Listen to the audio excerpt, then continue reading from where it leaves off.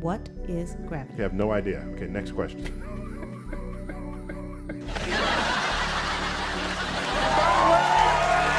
This is called gravity. We can describe gravity. We can say what it does to other things. This is called gravity.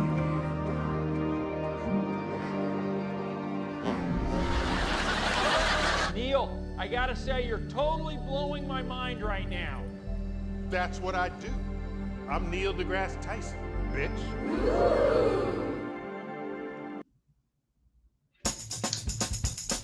A lot of people think the big news stories these days are, well, a judge ruling against snooping by the NSA, or the big fight in Congress over the new proposed budget. A lot of people say those are the big stories.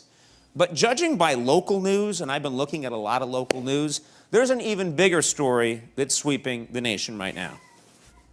Who are you really shopping for this holiday season? It's okay, you can admit it, if you've bought an item or 2 or 10 for yourself. Well, it's okay, you can admit it if you have bought an item or 2 or maybe 10 for yourself. It's okay, you can admit it. You've bought an item or 2 or 10 for yourself. It's okay, you can admit it if you bought an item or 2 or 10 for yourself. It's okay, you can admit it if you bought an item or 2 or 10 for yourself. It's okay, you can admit it if you've bought an item or 2 or 10 for yourself. It's okay, you can admit it, Todd.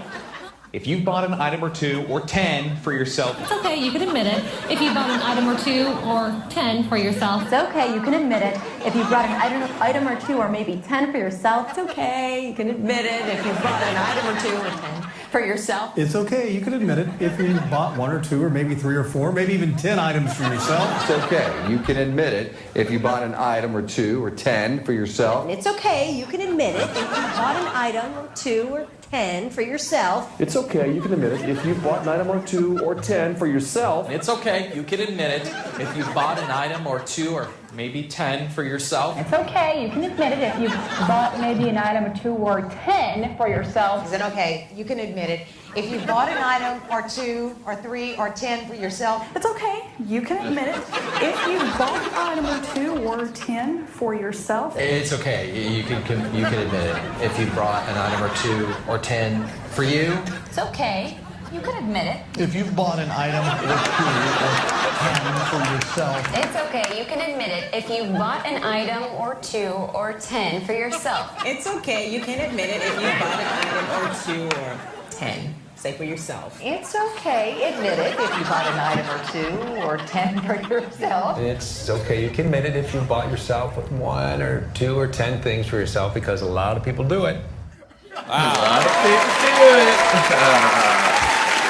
Really? Scary. I find it frightening. Yeah, that is a little bit scary. What's up, everybody? John TheMorgile here, coming to you live from Honea Path, South Carolina. Today is Christmas Eve. Merry Christmas to y'all, everybody. It's, December 24th, 2024, and it is a Tuesday. This evening, I am joined by my good friend, Dave Sims. Say what's up, Dave. What up, everybody? Yo. How about it, man? Merry Christmas to you. Yeah, dude, you as well, man. Thank you, thank you. So today, what do you think about the Mockingbird? I got another one of those I'm gonna roll too, but I'll just wait. I know we're gonna have more people popping in, you know. So what I'll do is once we do introductions, I'm gonna roll that same clip. No, I'm sorry, I'll roll the other clip. I've got another Mockingbird media clip that we'll just maybe roll that and talk about it. And before we end this thing, I gotta roll the Christmas one again, because that thing is it's so creepy, man. You know, those newscasters, a lot of them just give me the damn creeps, dude. Like, I don't know it is, but well, I mean, they all get handed the scripts, you know, and it's like, here we go. We got the whole structure of how we're supposed to go about, you know, reading all that. And, you know, I mean, it was like the same one from 4 or 5 years ago, you know, the whole, you know, we believe in transparency or whatever, you know, whatever. That's the one. That's the other one. So we'll roll that one real quick. And and I need you all in the chat to let me know how y'all prefer, because I can't really tell how this looks. I can only just do one or the other. So I can either do picture in picture when I share the video or the other way.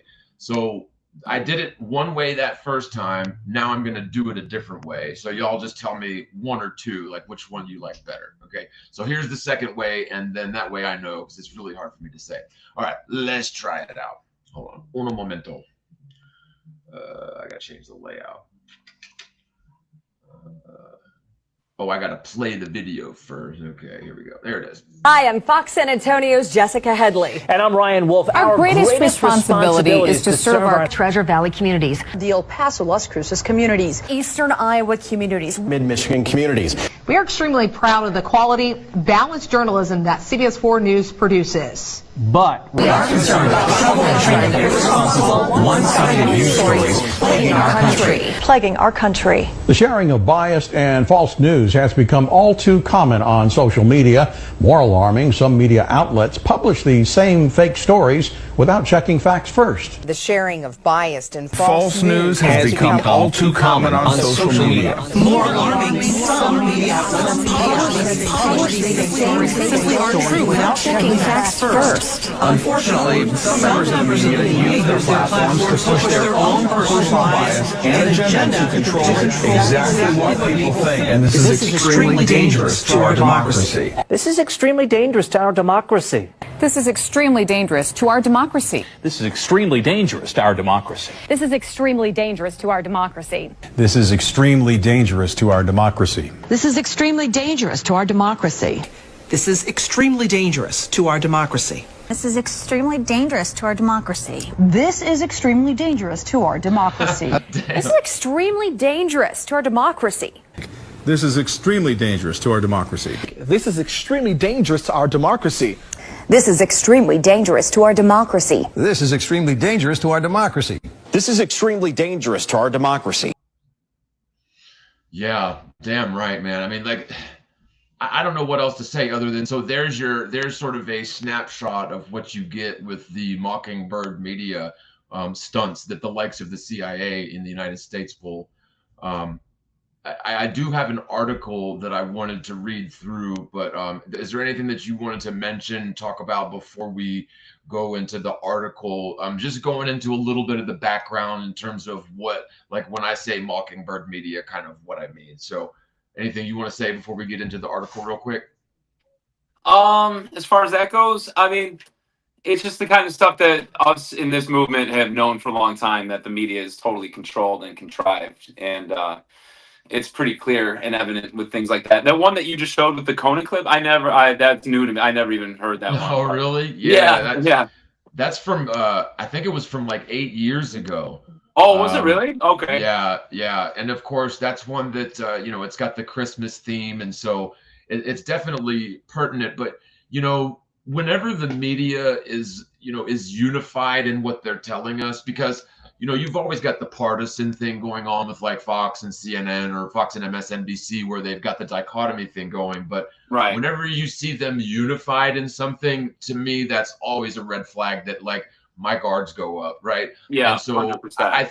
I think that we've kind of gotten to the point to where, and especially when like we see things like the CEO guy, I can't think of his name, Luigi Manchiata, I never pronounce it right, Luigi, right? Like when you see things like that, that is a good sign that people just don't trust the damn media anymore, because they're just so tired of being lied to and like the unified just bullshit coming from the media. And, they just like, I don't know, it just gives me the creeps how someone can basically read a script with such conviction and they just don't have any sort of dog in the fight. They don't ask any of the important questions. They're just there for the paycheck. Yeah. And, to call that news or to call that journalism is, it's just more of the same scientism as far as I'm concerned. Yeah. I remember early on. Yeah. Dude, I remember like 25 years ago, before I knew any of this stuff, there was like some accident that happened in my town on 4th of July. And I remember going to like the police, like it was like we were all hungover from the night before. We were partying the night before. Then we're walking home and we see like the news media all in front of the police station. and they're talking about like this tragedy that happened in our town. And then right afterwards, you see like once like, all right, cut. You see the anchor and like the cameraman all like laughing and joking, like it's like no big deal. And I remember then even thinking like, dude, that's weird. You guys had like this totally serious face, and then all of a sudden, the second the camera turns off, you guys are just like, as if it's like no big deal at all. I remember just early on, I was like 16 or what, or pretty young at the time, thinking like, damn, that's weird that they could actually care less about it, like this like tragic thing that happened in the town. But that's before I knew all the stuff going on with like how the media is totally controlled and I mean, because again, I mean, you think in a world, let's say there is 8 billion people in the world. Every media should have a different story because there's 8 billion different things going on every single day. So for them to have the same narrative one way or the other at all times, on something so stupid, as trying to brainwash you into spending more money on Christmas on yourself. Yeah, that's just like such a, but like what is such a typical or like a classic example of what I be on about sometimes. But what you just mentioned harken back to me, Robbie Parker from the Sandy thing. Yeah. And to me, there was a camera guy standing there watching Robbie like shoot the shit and laugh and joke, and he was animated. But then like you see him do his little hyperventilation, getting into character. So like the cameraman there kind of probably had to know that dude's young and didn't just whatever, you know what I mean? Like, so the thing I'm talking about. But so like the cameraman kind of had to be in on it because like if I'm a cameraman, okay, sure, the cameraman's supposed to be kind of detached, right, especially for the news. But like if you're covering a school pewing and like you're interviewing or you're press conferencing the father of one of these youngins, and he's just laughing, shooting the breeze, animated, giggling, right up into the point where you say roll. Like, I don't know. It just seems to me it's beyond plausible deniability for that cameraman to where definitely dude's in on it. And it's kind of funny that we mentioned Connecticut. I don't know why. Like for some reason, Connecticut keeps coming up in these conversations, but I'm not sure why. Anyway. Yeah. Well, dude, even the way that the structure is set up in like the nightly news, like whatever local news uses the exact same structure every single time. And it's all fear-based, mind control, because you need to get everybody in that sort of fear-based way of thinking that you got to be sort of scared of your neighbors. You got to be sort of scared of, the society and community around you. It's like if the news, I mean, for them to do it the exact same way locally in every single market, and then they're all reading off the same script, no matter what, one's in Cincinnati, one's in San Francisco, one's in New York, and they're all reading off that same script. What does it tell you? I mean, it sort of tells you that, like, obviously there's a whole way that they want us to think as a whole. And I mean, it's the clips like that make it clearly obvious, So the first one was just sort of, I mean, I guess you could argue harmless, just trying to like subliminally message people into spending more money on themselves. Yeah. So that's kind of harmless. I mean, it's maybe borderline unethical, but that's pretty much it. Dick move for sure. Like, but okay, but the second one, I don't know if you were able to catch what the gist of that second one, Unified Newscasters, was, but it was the story that they were regurgitating was basically, you need to be wary of fake news where you have all these media outlets, these social media outlets that are just putting out stories, not checking facts. It is so bizarre that like that is the story that they're regurgitating because like, I don't know. Like, just how prescient is that? Like, I just can't think of a better example of why this is a problem. Well, and then that one came out right at the time of that whole thing going on. Everyone's got to, hey, you can't look into anything else, whatever, CDC and everything's, whatever they say goes, you can't do any sort of research beyond that, or, so that all came out right during that time. And that was, I remember I posted that. You're talking about the COVID thing? Well, yeah. I don't know if we should even say. I mean, are we still allowed to say it? I don't know. You know what I mean? You can say whatever you want, but I have had channels.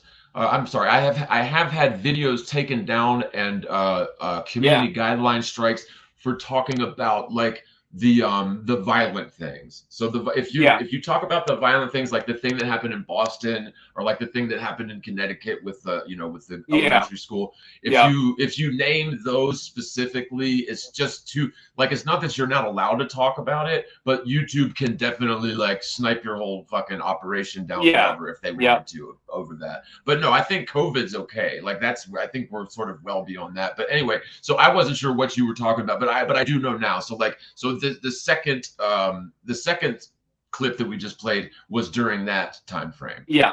So that's why they were unified. I got you. Yeah, 100%, because they wanted to be like any sort of social media that if you're getting any information other than us, the trusted sources, that is misinformation and that is dangerous, and you're gonna, I mean, it's all implied that you're gonna kill grandma if you go along with this misinformation and all that stuff, which is, I mean, obviously we know now it's all nonsense, and they're freely admitting all the stuff that us conspiracy theorists were saying right from the beginning, that this is all nonsense and they're exaggerating things. And that's why I made that video. Sorry, I'm getting a text. Hold on.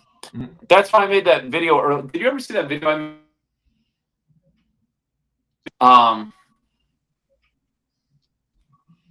Oh yeah, it says you had a call coming in. Wait, yeah, I think so. When I get a call, sorry about that. When I get a call coming in, do you see the call, or do I just get disconnected from the thing? No, it's just all it does is just nothing happens. It just gives me a little notification that your recording is getting interrupted. But it doesn't display any of your screen or anything like that. Okay.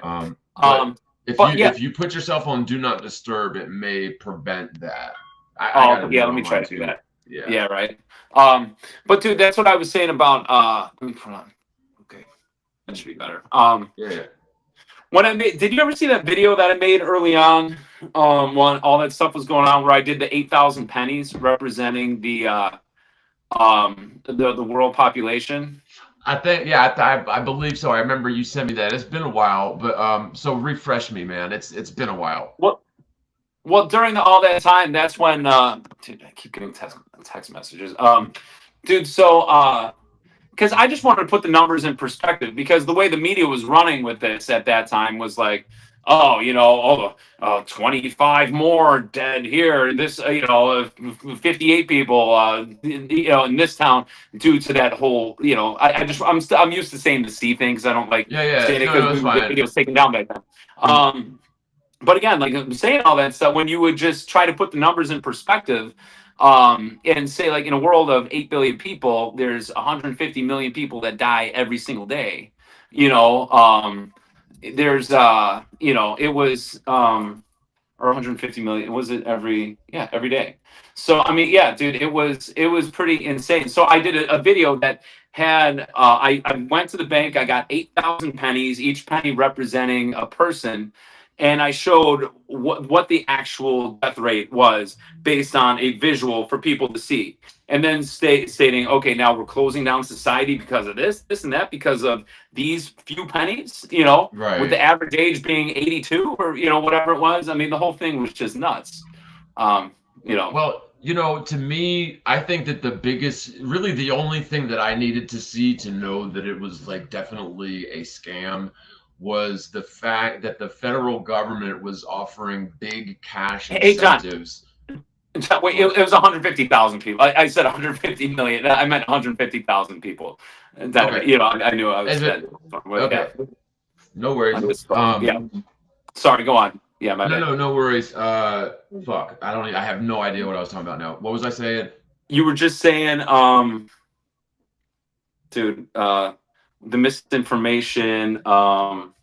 Oh fuck, dude. What were you just saying? Because I don't know. I'm sorry, dude. I didn't want to be one of those people. No, I'm a pothead. It's my fault, dude. Like I know better. Fuck. If I sit here and meditate on it, I'll probably remember what I was saying. But like I totally lost my train of thought. It's not your fault. It's my fault. Can we see the chat? Can anyone refresh what John was just saying? Yeah. I'm sorry, I didn't interrupt.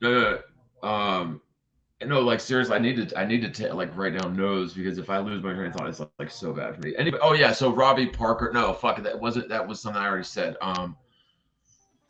Federal government paying money. Thank you. Okay, yeah. So, Oh yeah, incentivizing. When I realized that the federal government was offering cash incentives to providers and hospitals for COVID deaths, and I also realized that these private providers and hospitals were fudging those numbers, obviously, in order to get more money, right? Because doctors love money too.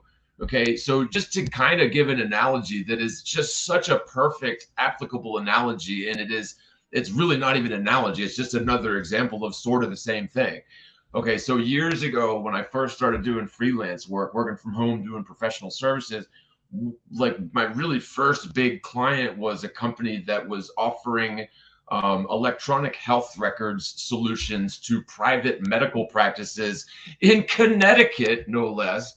Okay, but specifically the doctors, the private practices, none of these guys wanted to adopt electronic health records. They wanted to stay on paper charts. Okay, but the thing is the world's all going digital. And if you want to continue participating in things like Medicare and Medicaid and even private insurance, you have to go paperless. You have to go to electronic health records. And so there was a period of time during the ARRA, which was the American Recovery and Reinvestment Act, where the government was dumping tons of money to private medical practices and hospitals to select and implement electronic health records. And it's funny because, well, first of all, the amount of money that the doctors got for implementing EHR was $44,000 per provider. Just so happens that's for private medical practices. Okay, when it came to COVID, it was like the same amount for every patient that died of COVID. The doctors got $44,000. I think it was like the same exact amount or within $5,000 of one another.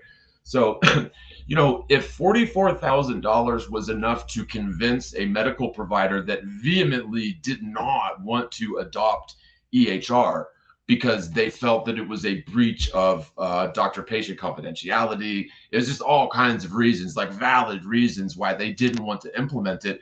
But when you offer somebody, even a medical doctor that's in a pretty big lucrative practice in Connecticut, when you offer them basically $44,000 per provider, some of these practices have 10 doctors in them. Like they were jumping all over. They were just falling all over themselves to implement EHR actually at that point.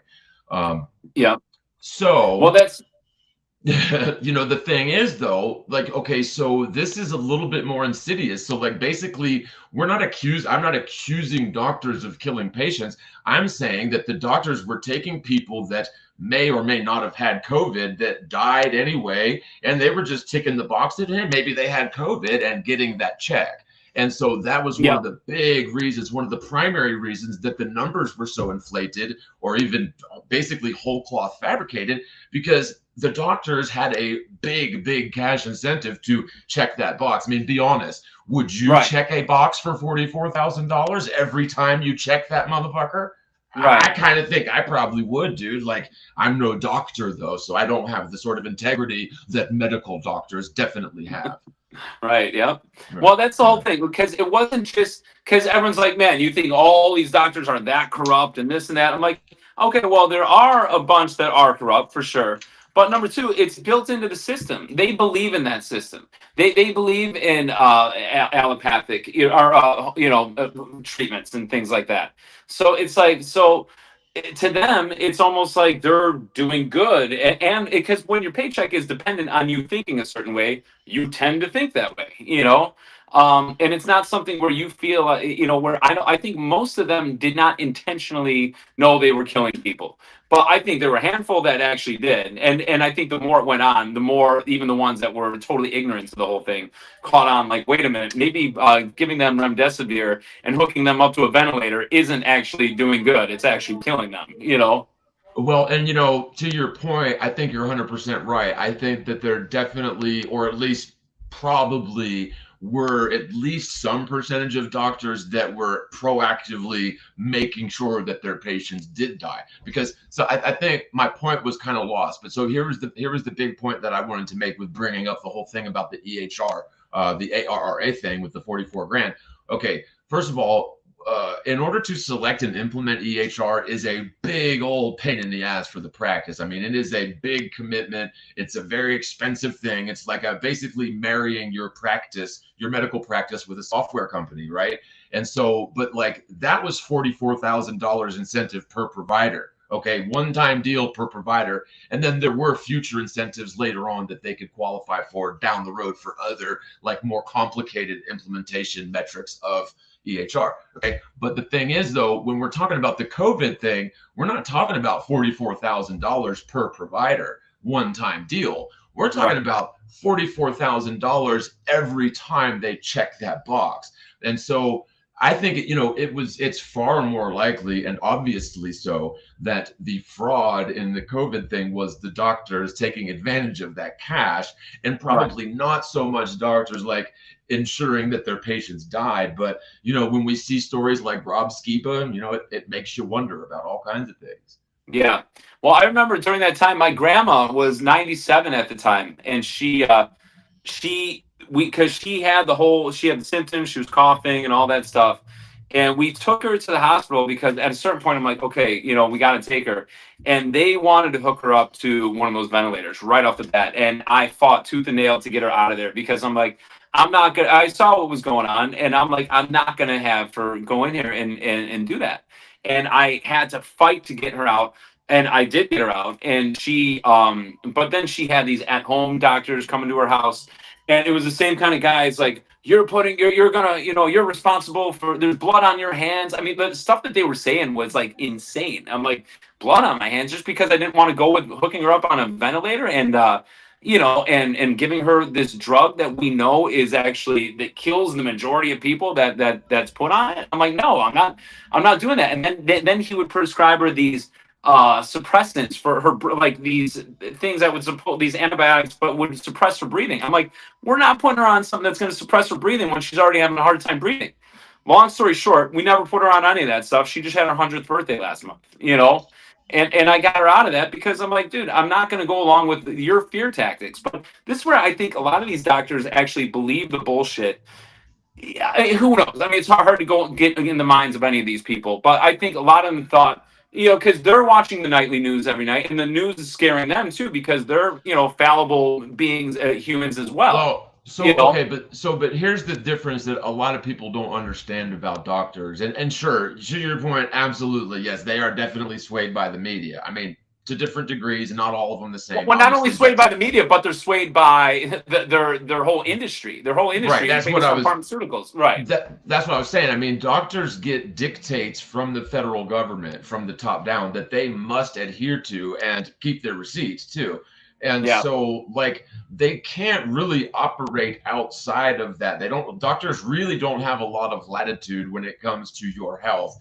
The government doesn't give them much. And, the thing is, even if they want to give you advice that goes outside of those guidelines, they usually won't, because they can lose their license. And so, people that put a lot of faith in doctors, I mean, I hate to break it to you, but, the doctor, a lot of times they get your symptoms and they write it down, and then they go back to their book, or probably a computer now, and they type in your symptoms, and it gives back a list of likely diagnosis. I mean, it's basically like coloring by numbers. That's how doctors do it. Now, of course, you've got brilliant surgeons and things like that. I'm not trying to downplay medical doctors. I mean, obviously, but I think a lot of people give them way too much credit, and it's the whole scientism thing. And you also have doctors that are like regular run-of-the-mill psychopaths that really don't give a shit about people. And when it comes to the older people, like the elderly, they are a drain on the system. And so the protocols reflect a federal government that kind of wants to do away with them. And so, yes, they will give them shit that's going to kill them very quick. And so I'm glad that you did that with your grandma, for sure. Yeah, man. Thanks. Well, that was, You know, I mean, again, a lot of us saw what was going on right from the beginning because we're like, dude, the numbers don't add up. And that was that video that I made. That thing went viral. Like millions of people ended up seeing that thing. I'm like, damn, dude. And I'm like, I just kind of did it. And I was like, I wasn't even good with how I was stating it. I just put the camera overhead and dumped all the pennies out and showed, you know, all the different stats of different sort of, you know, the death rate of all these different things. And I'm like, and here, these 2 pennies represent what we're shutting down society over right now. I'm like, dude, you know. I do. I remember your video. And so here's the thing. So even with all that financial incentive and definitely heavily inflated numbers in terms of the COVID effect, even still, it was like a drop in the bucket, like compared to a regular run of the mill year. And, you know, who's to say we don't have a year next year that's 10 times worse with no COVID, and we might have a year that's 10 times better with COVID 6.0. You know what I mean? Yeah. Like to me, the whole thing was contrived. It was really just the common cold.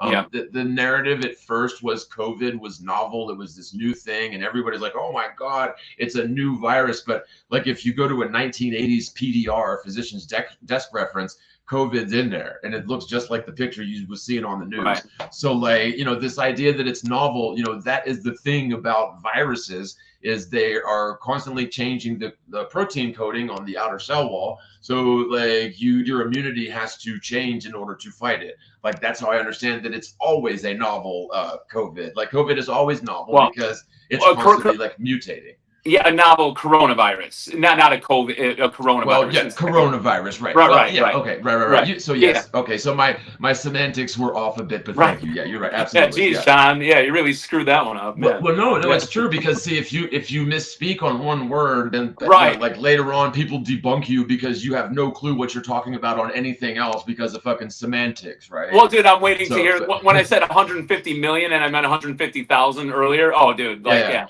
yeah, they'll take that one clip, be like, oh, yeah, this idiot, he said 150 million people die a day, you know? And it's like, so it's, I mean, yeah, I mean, we know how it goes. It's like, yeah, you spelled your "your" wrong. It wasn't an apostrophe R-E, it was a Y-O-U-R. Jeez, don't you know anything?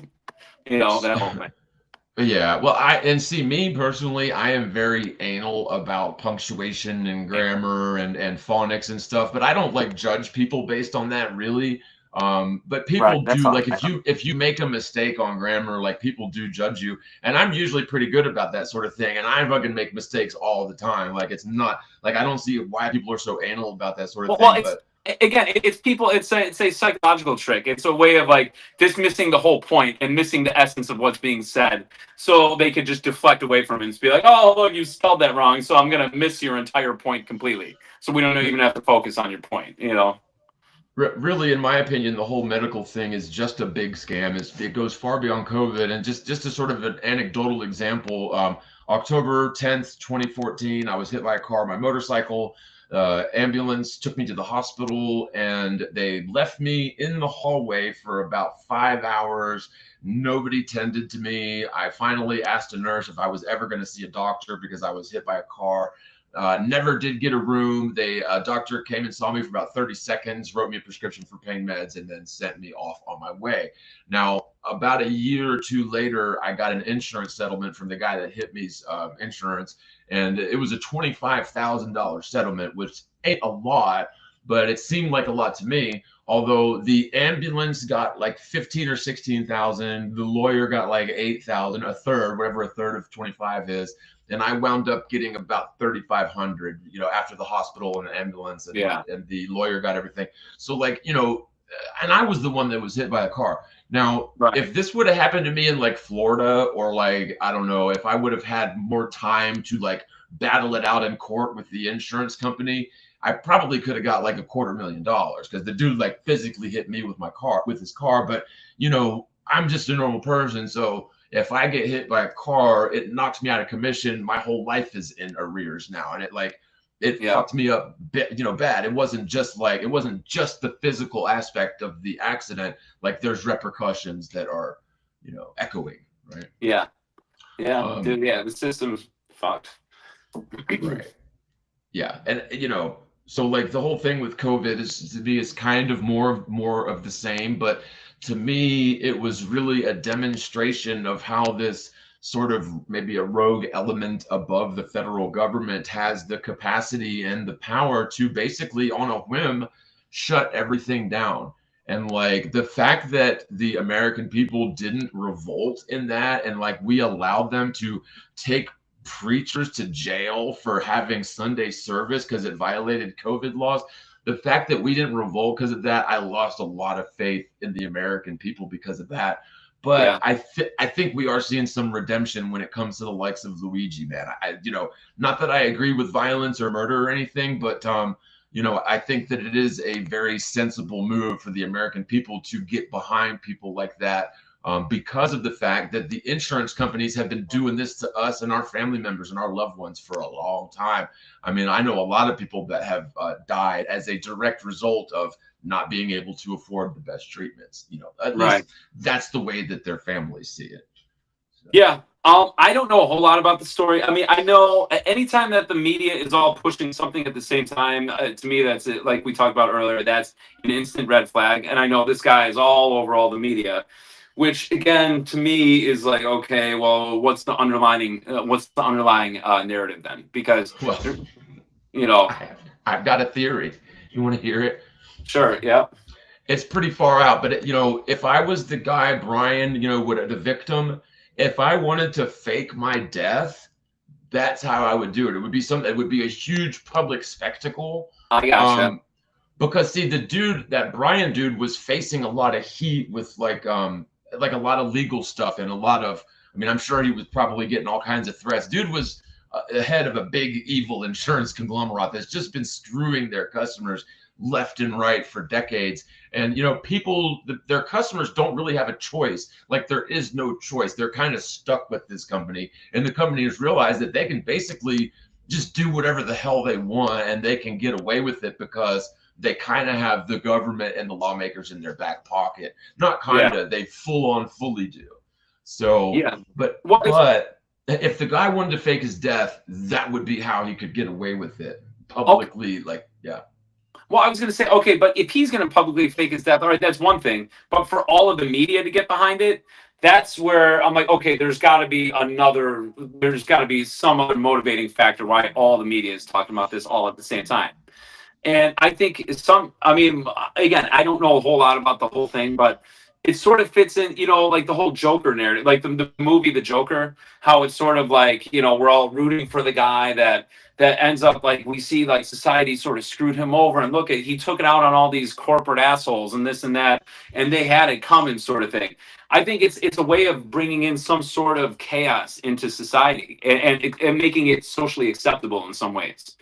Because if they're all behind it, it's sort of like, okay, now we got this like free-for-all thing going on. Even movies like Hunger Games and stuff like that. It's sort of like giving the people the mindset of like, okay, well, sort of just let's have this sort of chaotic sort of way of, anything goes sort of thing, And I feel like they've been pre-programming or using predictive programming in movies like that for a long time to try to get us in this sort of like anything goes sort of mindset, which I'm not like, in a weird way, like being more of like a voluntarist.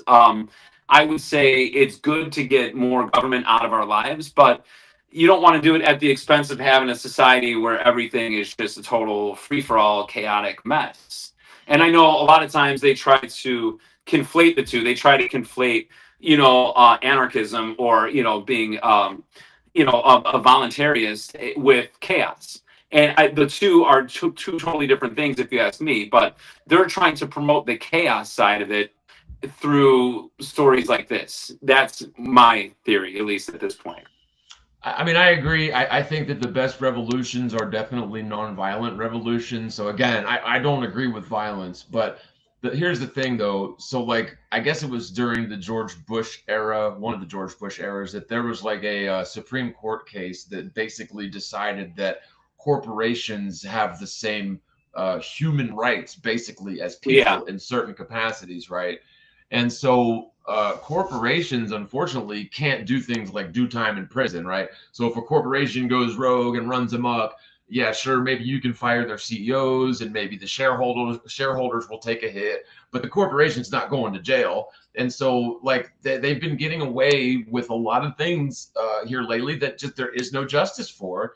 And, you know, I'm not saying that this was justice, but what I am saying is maybe these insurance companies will take a look at how people are literally celebrating this guy's demise. And, you know, I don't agree with that. Like, I definitely, if the story is legit, I feel for dude's family. I think that's horrible. Like, if he was gunned down like that. But again, I think it's way more horrible what he's been doing, sort of directly profiting from murdering other people's families by slow burn murder. Yeah. That was like the hard, like how Alex Jones used to talk about the hard kill versus the soft kill. You know, like the hard kill is like wars. How many people, you know, to kill people directly. The soft kill is all the pharmaceuticals, all the crap that's in all, you know, the processed foods and all that stuff. So that's sort of, you know, the two different ways of doing it. But yeah, I would agree that that people that are promoting this sort of stuff through the pharmaceutical industries, yeah, they're doing sort of the soft kill on society. Yeah, for sure. Sorry, I'm just rolling me a cigarette. I was hearing everything you were saying, but I forgot to roll me a couple cigarettes before I started streaming. But now, also, just so I have two articles queued up that I did want to touch on for some context. The first one has to do with so like sort of the genesis of Mockingbird Media. And then the second one has to do with agent provocateurs. So it is definitely fitting to what you just said about your take on Luigi. And I do tend to agree with you. Like, I think that the media and the military industrial complex has been brainwashing people to be sort of predisposed towards violence. Like, you know, if we ever have a zombie apocalypse, everybody's grabbing their guns and shooting for the head, right? And so I'm not sure if that's necessarily a good thing, but again, yeah, I don't know. I just think that a lot of the shit they've got coming to them, though, like really. Well, it keeps people in that fear mindset, you know, because, you know, whether you're on the left or the right or whatever, they want you in these divide and conquer traps constantly, because by you being in one of these camps, they're easily able to control you. And so when I mean, that's why they're always trying to put people black versus white, Republican versus Democrat, you know, this Muslim versus Christian, you know, democracy versus, you know, communist, like whatever it is, they're always trying to put people in certain groups. And then that's how they, you know, pit people against each other. And why was I saying that? Wasn't there like a point to that or something? What did you say right before that? I was kind of following with you. I had said, well, shit, I was like, honestly, I'm sitting here about to like switch over to another thing, and I was kind of drifted. I was like kind of miles away. I'm sorry. Me and you both. I know that's our problem. I know. Fuck.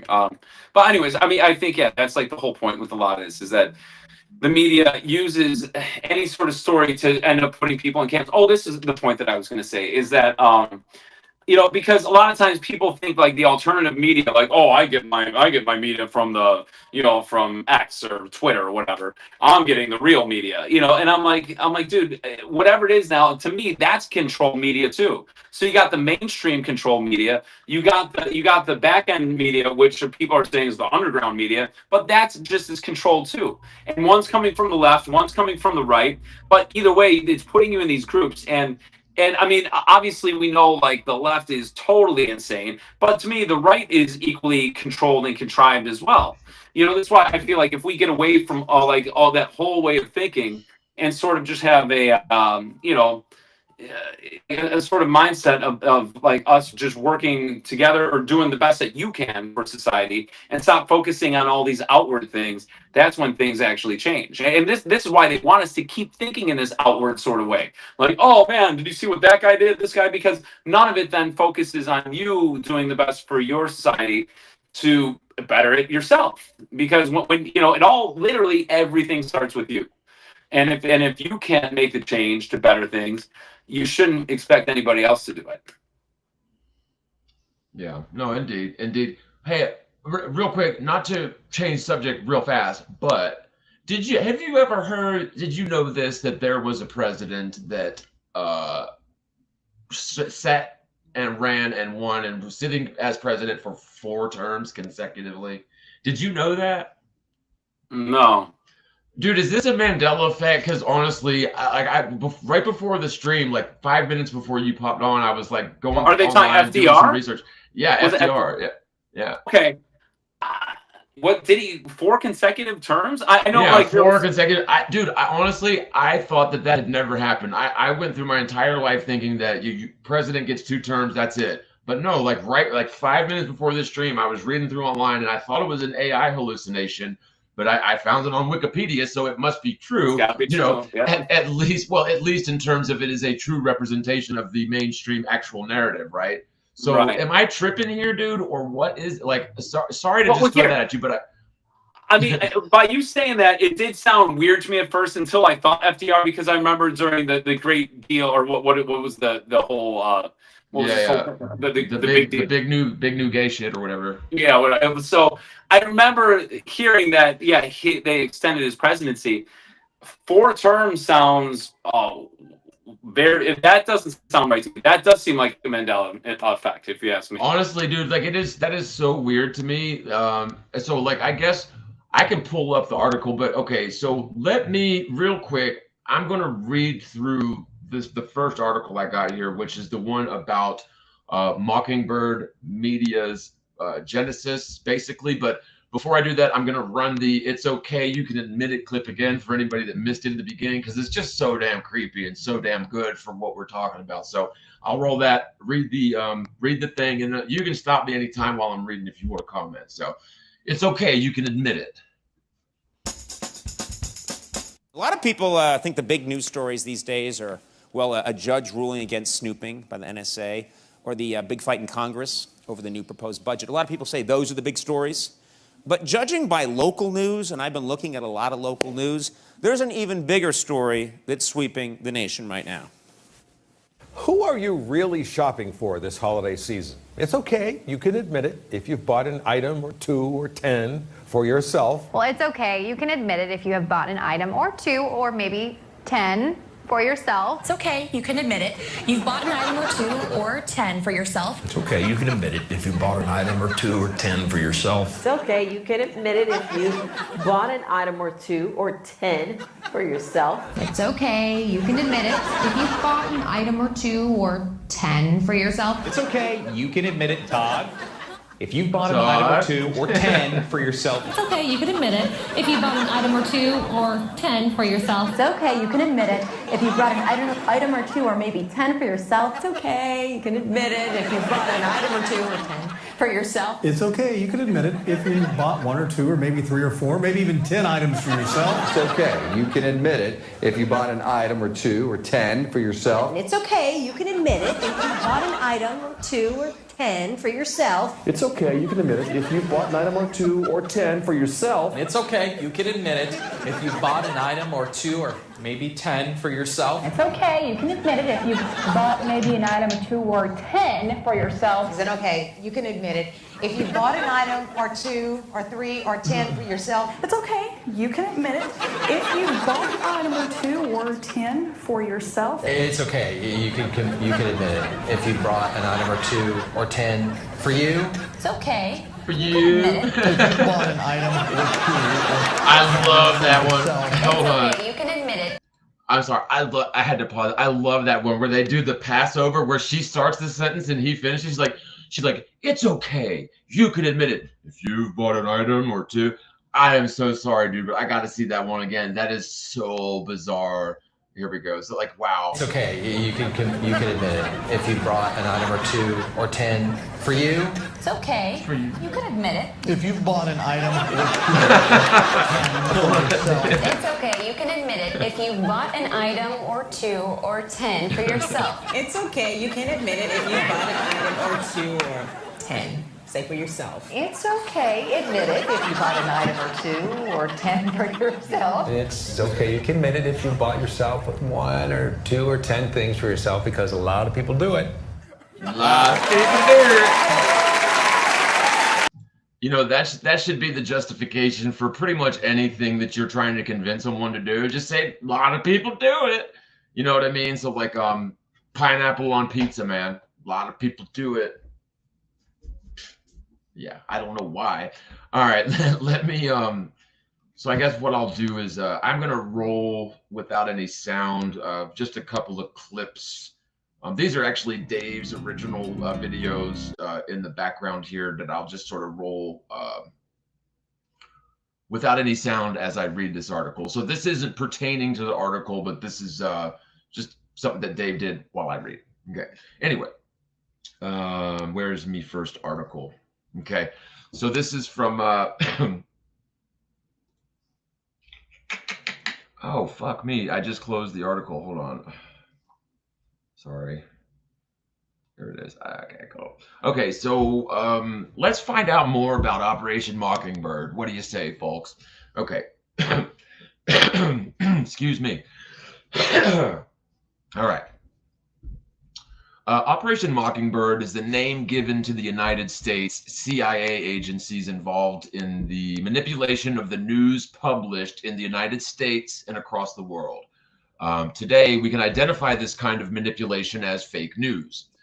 Portrait of Senator Frank Church. Okay. Operation Mockingbird commonly refers to the CIA's involvement in journalism during the 1970s. The CIA bribed students as well as established journalists and reporters to write CIA versions of events. Senator Frank Church established the Church Committee in order to investigate government operations and potential abuses. The CIA admitted their manipulation of the mainstream media. They wanted to change the American people's minds and publish the book Family Jewels. The idea of a large organization controlling the minds and thoughts of individuals, pushing them towards a specific ideology and certain life choices may seem like science fiction or like an absurd conspiracy that can be found in books and movies. However, for some reason, this author says it's certainly not a surprising discovery that corporations, organizations, and politicians manipulate public opinion in order to fit certain agendas. These are in turn manipulated by even bigger and more powerful organizations, such as the government itself. The CIA controlling and manipulating civilians' minds is not fiction. It is a conspiracy that turned out to be true during the 1970s in the USA. Following World War II, the CIA was able to gain control over what was being published not only in the US, but in general across the globe. It exerted much influence over what the public should be allowed to see and what should be concealed. In essence, it ruled what the public saw, heard, and read on a regular basis. That's from quote from Tracy, 2018. Now, Operation Mockingbird is a United States CIA campaign that aimed not only to influence the media, but also to infiltrate it. From the 1950s. John, I think maybe having the video on during all this might be a little distracting, don't you think? You think so? I don't know, because I don't know if it really ties to what you're saying, you know? No, it doesn't. I just was having something in the background. Oh, gotcha. We're gonna talk about this video in a minute. I was just rolling something so that I got you. I just didn't know so if that the people sound aren't seeing of the it boogers is... in my nose and stuff. Right. Okay. I turned the sound down. Okay, it's loud on my end. It might not be loud on other people's ends. I don't know. You know. Oh, so is it actually playing the sound on the live stream? I wonder. Yeah, at least on my end it is. It might not be on the YouTube side of it, but to me it is. Oh no, it's not. It's not. It's only so you can actually turn that down on your end too. I'm sorry. I'll stop it though. Like it's over. No worries. Yeah, no, dude. I'm sorry. Yeah, I was thinking for the audience, if they're hearing that while you're talking, it might be distracting. You know. I'll just leave it paused right there, so we're thumbnails instead of big nails. Okay. So from the 1950s, the CIA started recruiting journalists, editors, and students in order to write and promulgate false stories. The CIA's stories were entirely propaganda, and their employees were paid huge salaries in order to promote such fake news. Essentially, the CIA managed to control both national and international newspapers through a bribe. During the 1950s, Cord Meyer and Alan W. Dulles devised and organized a propaganda outreach program. They recruited leading American journalists into a network in order to promulgate the CIA's viewpoints. The CIA went to the extremes of funding students, cultural organizations, and even magazines that would spread the CIA's views of events. However, the suspicion that the CIA could manipulate public opinion arose between 1972 and 1974 due to the Watergate scandal, which exposed President Nixon's involvement in the war in Vietnam. In fact, Nixon had adopted two strategies, whereas on the one side, he was employing aggressive strategies in order to try and appease North Vietnam. And on the other hand, he was trying to appease the protests in the US by demonstrating through the press and the news that he was aiming to achieve a peace agreement and bring home the American troops. When the truth about Nixon's Vietnamization was revealed, many started to question to which point was the CIA enmeshed in the publishing of news and information. In addition, during the Cold War, the CIA supported many prominent writers and artists such as Arthur Schlesinger and Jack Pollock in their propaganda war against the Soviet Union. In 1977, Carl Bernstein published, quote, "The CIA and the Media" in Rolling Stone magazine. The article exposed much of the CIA's attitude towards the spreading of fake news and its tacit as well as explicit collaboration with journalists. Bernstein explained how journalists did not limit themselves to writing what the CIA just suggested. The relationship was much more complicated and even intimate. In fact, reporters shared their notebooks with the CIA. Some of the journalists were also award-winning writers, and others became spies in communist countries. According to Dice in 2016, more than $1 billion were being invested each year in such propaganda programs.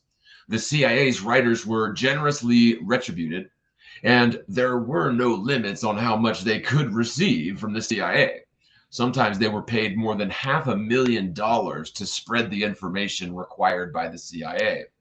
When the CIA was caught out in their wrongdoings, they did not reveal the newspapers and the names of the journalists with whom they had collaborated in the past. In 1973, the Washington Star published the names of around 36 American journalists. According to the CIA, revealing the names of those who had worked with them meant endangering the writers' and reporters' lives, as well as making them appear in a ridiculous light. The Church Committee and Actions to Prevent the CIA's Involvement in the News. Now, during the 1970s, and we're like over halfway done with this, so we're getting there, I promise. It's important though. Church Committee and Actions to Prevent. During the 70s, the Church Committee was created by Senator Frank Church in order to investigate any government operations and potential abuses carried out by the CIA, the NSA, the FBI, the IRS. During an interview, Senator Church publicly claimed, quote, "We have a lot of detailed information and we will evaluate it and we will include any evidence of wrongdoing or any evidence of impropriety in our final report, and we will make a recommendation." In 1973, the CIA published Family Jewels. This was a book that exposed all the information that had been hidden and or manipulated through the years. The book is around 700 pages long. Moreover, in the same year, the director of the CIA, William E. Colby, stated that the CIA would undertake no activity in which there was a risk of influencing domestic public opinion, either directly or even indirectly. The agency would continue its prohibition against the placement of material in the American media. In certain instances, usually where the initiative is on the part of the media, the CIA will occasionally provide factual, non-attributable briefings to various elements of the media, but only in cases where we are sure that the senior editorial staff is aware of the source of the information provided. That was from Slate 2018. Okay, end quote. In 1975, the CIA admitted their manipulation of mainstream media in order to forge and redirect the opinions of American citizens. They admitted that the information was distorted in order to fit their specific agendas. Following a report published by the U.S. Congress in 1976, the CIA currently maintains a network of several hundred foreign individuals around the world who provide intelligence for the CIA and at times attempt to influence opinion through the use of covert propaganda. These individuals provide the CIA with direct access to a large number of newspapers and periodicals, scores of press services and news agencies, radio and television stations, commercial book publishers, and other foreign media outlets. Although in 1975, George H.W. Bush publicly ended the CIA relations with the U.S. media, the CIA is still actively involved with foreign news organizations at the very least, which in turn feed the United States media with information. And real quick, who's to say they just didn't invent another subcommittee and call it a black budget program to do exactly what the CIA stopped doing, right? Anyway, back to the quote. Former Director of Central Intelligence William Colby, then U.S. President Gerald Ford, and incoming DCI George Bush, circa 1975.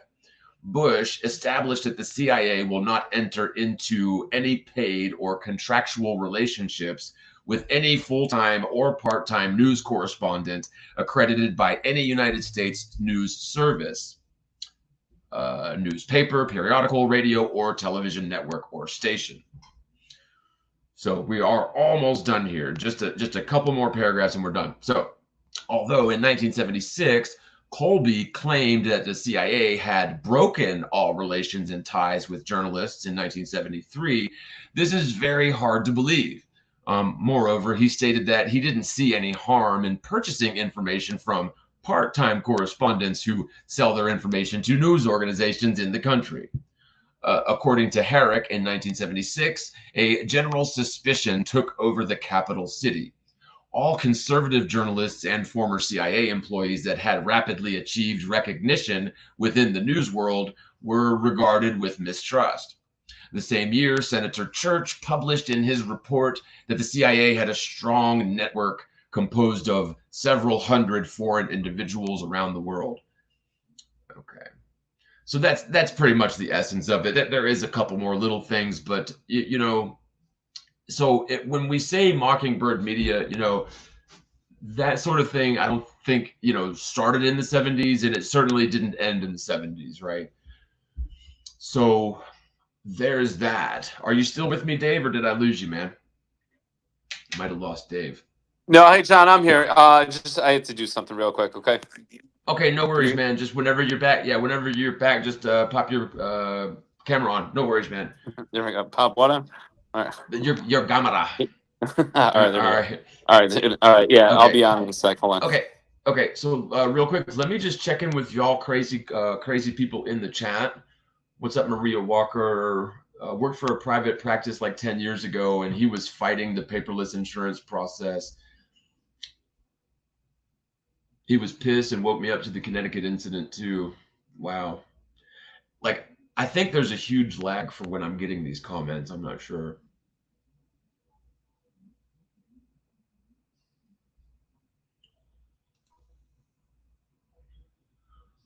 Harmon Walker, hey, Sea Lightning 300, what's up, man? I've been trying to link up with you. I wanted to chat with you when you get a chance. So if you can, send me a text, 864-315-7892. If you just call me, I don't recognize the number. I probably won't answer it because I just get nothing but sales calls all day long. So I put my number in the chat too. Okay, so real quick, let me roll. I'm gonna roll this other clip for the people that missed it. So you see, so we rolled the "It's okay, you can admit it" one. Here's the other one, and I know we've already rolled this one day, but there were definitely people that didn't catch this one in the beginning. So it's always fun.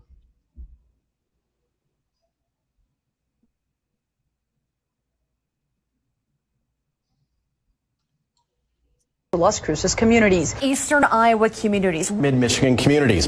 We are extremely proud of the quality, balanced journalism that CBS 4 News produces. But we are concerned about the troublemaking and irresponsible, one-sided news stories plaguing our country. Plaguing our country. The sharing of biased and false news has become all too common on social media. More alarming, some media outlets publish these same fake stories without checking facts first. The sharing of biased and False news has become all too common on social media. More alarming, some media outlets publish these same fake stories without checking facts first. Unfortunately, some members of the media use their platforms to push their own personal bias and agenda to control exactly what people think. And this is extremely dangerous to our democracy. This is extremely dangerous to our democracy. This is extremely dangerous to our democracy. This is extremely dangerous to our democracy. This is extremely dangerous to our democracy. This is extremely dangerous to our democracy. This is extremely dangerous to our democracy. This is extremely dangerous to our democracy. This is extremely dangerous to our democracy. This is extremely dangerous to our democracy. This is extremely dangerous to our democracy. This is extremely dangerous to our democracy. This is extremely dangerous to our democracy. This is extremely dangerous to our democracy. This is extremely dangerous to our democracy. This is extremely dangerous to our democracy. Hi, I'm Fox San Antonio's Jessica Headley. And I'm Ryan Wolf. Our greatest responsibility is to serve our treasure. Okay, we're not gonna put them on a loop, that's for damn sure. You put that on a loop, you're going straight to hell pretty soon, like, I'm sure of it. I was gonna say that the guitar riff actually went, it's extremely dangerous to our democracy. Extremely dangerous to our democracy. Yeah, dude. Okay. Kind of a cool riff, you know.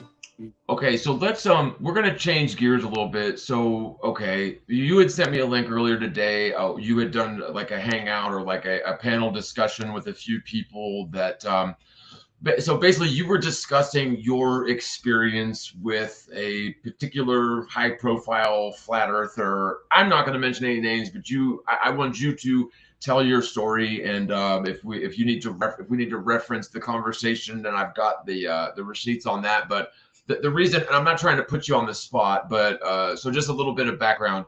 I have this sort of sneaking suspicion that we have been dealing with this sort of Mockingbird media in a sort of 2.0 form, right? So like if what happened in the 70s was the prototype or like the pilot episode for Mockingbird, what we've got today is like Mockingbird Core i7 or whatever, right? And so I just think that their tactics are definitely going to have been expanded and enhanced since the 70s.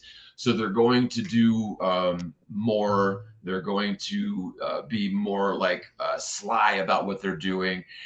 And I just wonder if that we're dealing with that. So anyway, not to point fingers at anyone or to cloud what you are about to say, but maybe you should just tell your story.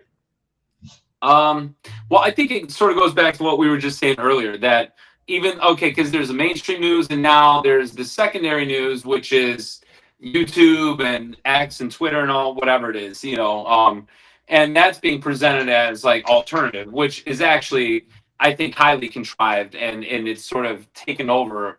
Like you said, I mean, now I see the correlation what you're doing with all this stuff, because the Mockingbird news has seeped its way into what we consider the alternative media, which the alternative media at this point is mainstream 2.0, because we got mainstream on that our parents watch. Now we got the mainstream, which is, oh, that's the real news, and that's not real news either.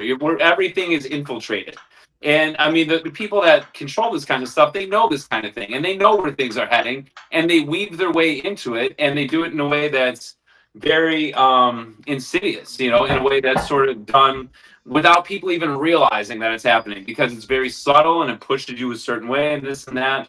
But yeah, I feel like there's a lot of infiltration into, you know, the truth movement, or, you know, any sort of secondary media at this point. So have you seen the very, very recent expose on Honey? On what? Honey, the browser extension. No, I don't even know what that is. Oh, dude. Okay, so this is big, and it speaks to exactly what you're talking about. So okay, so Honey is a browser extension that's supposed to find you coupon codes while you're shopping, right? So you don't even have to look for coupon codes; it just finds them for you. But basically, so there's as of yesterday, it's exposed as a huge scam. There's like 3 different tiers to the scam.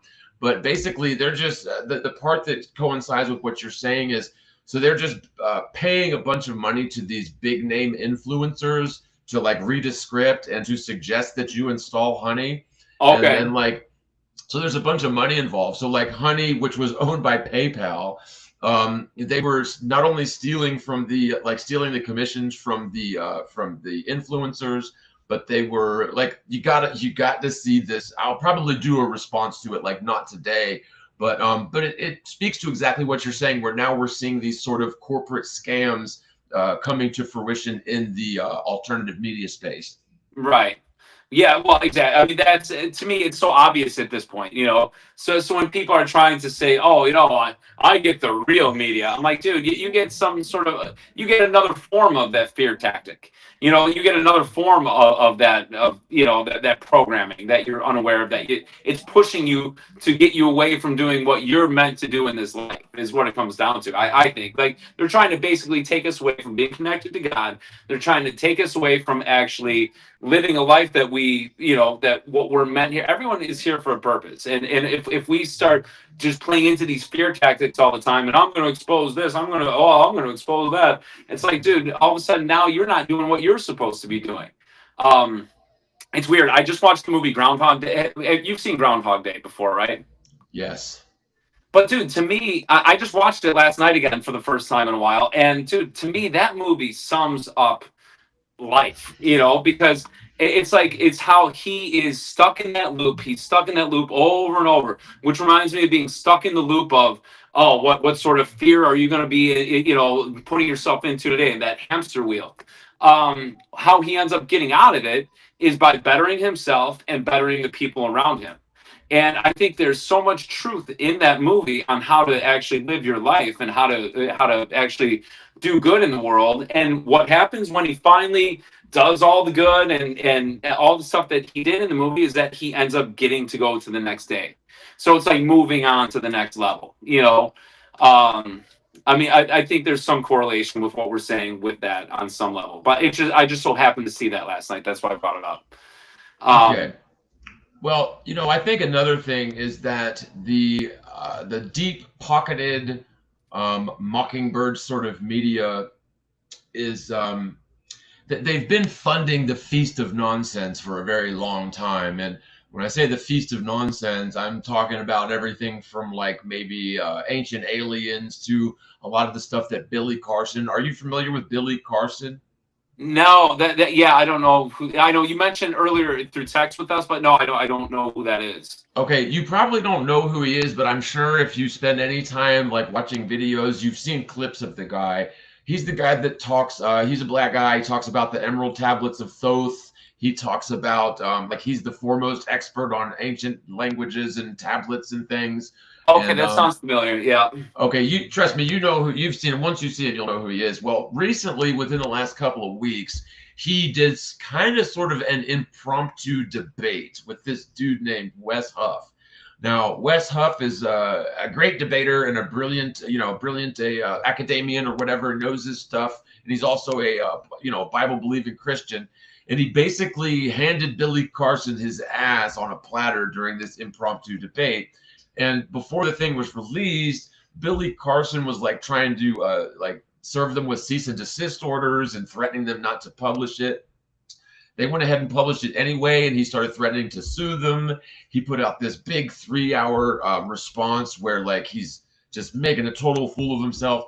What I kind of wanted to do, if you wanted to, if you had time, but if you don't know who Billy Carson is, maybe you're not interested, but I kind of wanted to watch just the highlights of the debate and see what you think about it. And then if we have time, I've also got the highlights of dude's 3-hour response rant that when I was watching, it looked to me like he started shape-shifting into a fucking reptilian, honestly.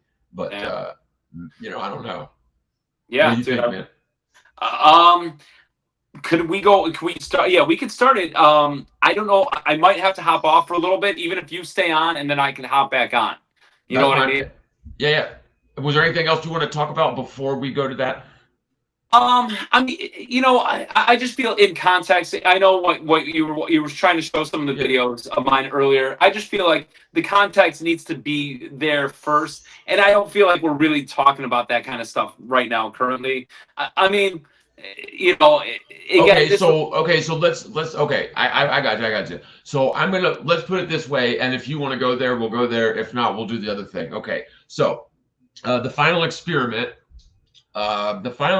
in Antarctica was basically published across the Mockingbird media outlets as this kill shot against flat Earth, right? And there were a couple of high-profile flat earthers that either stupidly or intentionally walked right into this trap and sprung it. I'm of the opinion that it was intentionally. Like this didn't happen accidentally. Nobody was fooled into this. Like, this was intentional. It's been a long time planned coming. Now, I think that over the years, the community has been trying to naturally get away from the whole circling sun narrative, right? Like, I truly believe that if left to our own devices, the community would have naturally gone away from that. But because we have all this money in gatekeeping and things like the Mockingbird programs, then what we had is a stagnant set of beliefs that kept being propagated in this sort of echo chamber that was kept alive and kept walled in by the Mockingbird media money. And so what I think the thing that happened to you all those years ago was a good example of how you were on the track to start getting away from that sort of thing, or at least, you were getting a whiff of it, and you were basically stopped in your tracks, ridiculed and belittled, called out by these high-profile flirters with platforms, and basically that's all we ever heard of that. So nothing ever else came of it, right? So Right. Do you want to go there now, or do we just go do the other thing? No, sure. I mean, yeah. I guess with that backstory, I mean, we could sort of go into it a little bit. Okay. Because there was a lot going on back in the day. Again, I was on the scene early. Well, obviously, you were probably like 2015 for me. I think you were on early 2015 or maybe even 2014. May 2015. Okay. So in the beginning, there was a lot of, I mean, we're all hearing this for the first time. Oh, the Earth might not be a spinning ball, or we're living on a flat plane, and this and that. So there was a lot of information being pushed at that time, and YouTube was really allowing all this information to be put out there. The thing is, a lot of the information at the time, we were sort of just taking in as, accepting it as fact or true. And I would see certain things. I'm like, well, let me test that. Let me see if that's actually true. Let me see if this whole thing. Like, I remember early on, there was a video of a guy walking over across a football field, and it was showing how perspective works, and his feet would just disappear as he walks across a football field. And I remember thinking, I'm like, wow, I never realized that with perspective, that just over a short distance like that, his feet would actually disappear that much. I'm like, who knew? Because again, that had a lot of correlation to the sun and how we're seeing things and how the sun works on a flat Earth and this and that.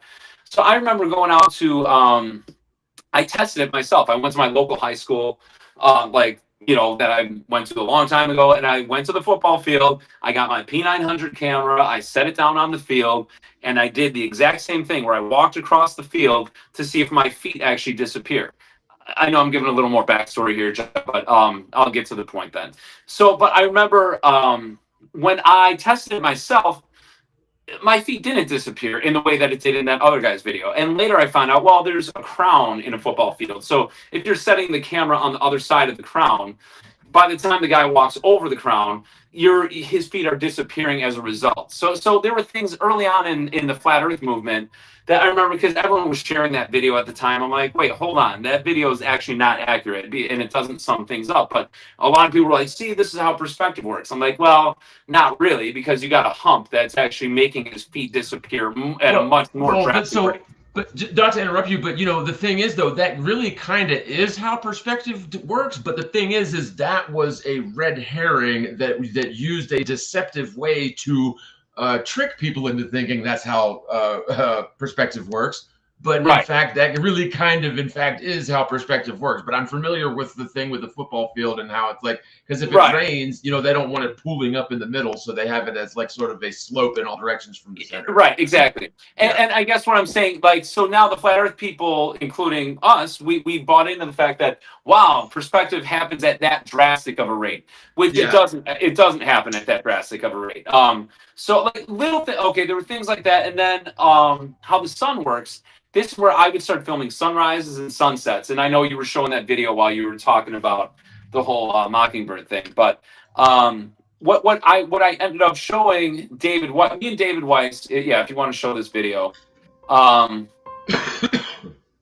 actually, is the sound playing on your end, or is it because I'm hearing? Yeah, you can mute it too. All you got to do is go below. You see your control. Oh, you're on a phone, aren't you? I'm on a phone. Don't worry about it. Even if it's playing, it's fine. It's just my music is playing in the background with it. That's okay though. There is a way that you should be able to turn that down. If I mute it, does it still? Hold on. Like, that's so weird. I don't know how to turn it down for you. I'm sorry, man. I'm sorry. It's okay. I would say don't even play it yet, because what I was going to say is this. Okay. So this is early on in the whole movement, or whatever you want to call it. Me and David Weiss would be emailing back and forth, and I was taking a trip out to Mexico. This is 2017. And as I'm going there, we're talking about me taking some footage with my P900 camera of the sunrise or the sunset. And we went over, because we came to this realization that if the sun, when it's furthest away from us, it should be moving slowest when it's at the horizon line. Because if you think of it in terms of parallax, like when you're driving on an expressway, if you have a mountain range that's 3 miles away from you, the mountain range, as you're driving on the expressway, appears to be moving very slow, where the speed limit sign right next to you appears to be moving extra fast when you drive by it, because it's right next to you. So in terms of parallax, we would have expected the same thing with the sun, because the way that the Gleason's map and the flat Earth model was sort of pushing it at the time was that the sun, there's a whole perspective issue with the sun, and when it moves furthest away from us, number one, it shrinks into like a little dot. And number two, me and David Weiss were talking about this via email, that it should appear to sit there on the horizon line much longer because it's furthest away, sort of like a mountain range far away when you're driving. Well, lo and behold, I go out to Mexico. I don't want to call it an experiment. I do the observation. And what ended up happening was that when I zoomed in on the sun, number one, it did not shrink into a little dot. And I know that we could say that's due to atmospheric conditions with lensing and stuff like that. But number two, which I thought was more telling, is that the sun, when the bottom of the sun touches the horizon line, it just goes down, down, down. And in less than 3 minutes, it's totally obscured, meaning you don't see it at all anymore, which totally went against the observation. So wait, so I'm just trying to think. So I know it does 15 degrees an hour, but so how long? And the sun is like half a degree, right? So, but how long does it normally take it to do one sun distance? So like half a degree. So we're talking about half a degree into 15 degrees. That's 30. I'm so bad at math in my head, but how long does it normally take it to do what half a degree? I mean, here's the thing. I don't have the numbers on how long it would take to do a degree in the entire sky.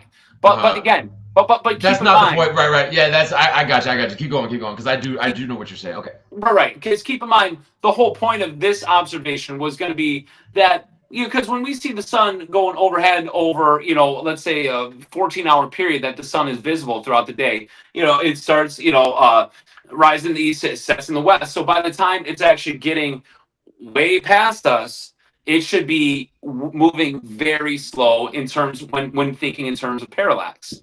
And when it's above you and it's closest to you, it should appear to be moving its fastest. Okay, so now just to make sure that we're all on the same page. So you're talking about, so this was your point of view and your conversation that you had with David way back then in like 2016. So you guys are wanting to go do some observations. You're going to Mexico, so you're going to be able to do a unique one to watch the sunset. And so you guys had basically a mutual prediction as to how this was going to unfold. And then Correct. That prediction was basically what? The prediction was proven wrong, meaning that what we thought was going to happen didn't happen. Right. So rather than being intellectually honest at that point and saying, "Oh, you know what? Wow, that didn't actually happen as I thought. Let's reassess this." What ended up happening? David Weiss started slandering me to the community as a result, which was, I don't know if anyone's ever dealt with slander or gaslighting or anything like that, but when people start doing that to you, it ends up having a very negative effect all around you, because other people start buying into this nonsensical narrative about you based on nothing. And then all of a sudden, you walk into wherever, it's already that, oh, did you hear that's the guy, this and that, whatever nonsense they're telling you about you. So what I didn't like about it is that I felt it was intellectually dishonest. Number two, it was slandering me for no purpose, really, other than giving an observation that went against the way that he thought things were going. Keep in mind, this is right during the time where he's in the development of his app. Maybe so like what year would have this been? Like, so I said 2016, but that would have been maybe closer to like 2017-ish, 18-ish. This is 2017. This was actually New Year's of going into 2017. So this is what, 8 years ago. Wow. Okay. Yeah. So again, so really, the context isn't so much important about like what the data is and what the observation was. What's important of the context is the way that you were treated, when really you were just trying to be helpful and figure out what the hell's going on with the sun. And so basically, because it was almost like you were either raining on his little parade, or maybe he thought you were attacking or like trying to steal his thunder or like steal the limelight, or maybe he just, I don't know what I'm not going to pretend to know what went on in his head.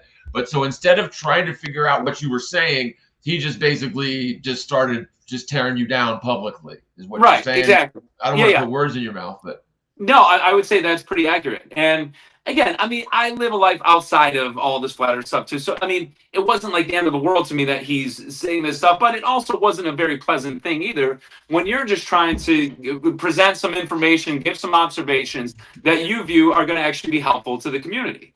So when he started doing that, I'm like, okay. And then he starts pushing all this sun fade out nonsense.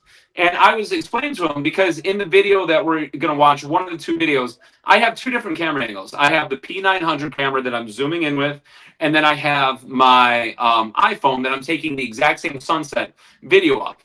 And what I was trying to tell David Weiss during that time, I'm like, David, when you keep pushing this whole thing that the sun's fading out, that's an optical effect from the camera.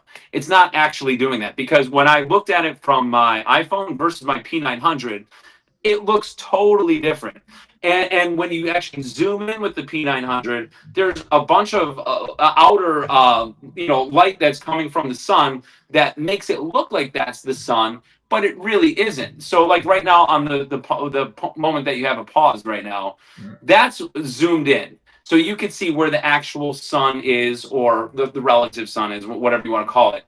But when you zoom out, all of a sudden there's all these extra light rays that are coming out of it that make it look like that's the actual sun. And then he's saying that it's sitting on the horizon line for all this long periods of time. He's still sticking with the narrative that's totally going against the very thing that I showed it doesn't do. And he made videos with certain people that were like, so like, let me just pause for a second. So like, it's one thing to make a mistake, and we're all human, and like we've all made mistakes. And it's even another thing to like make a mistake and kind of run with it and make an ass out of yourself, right?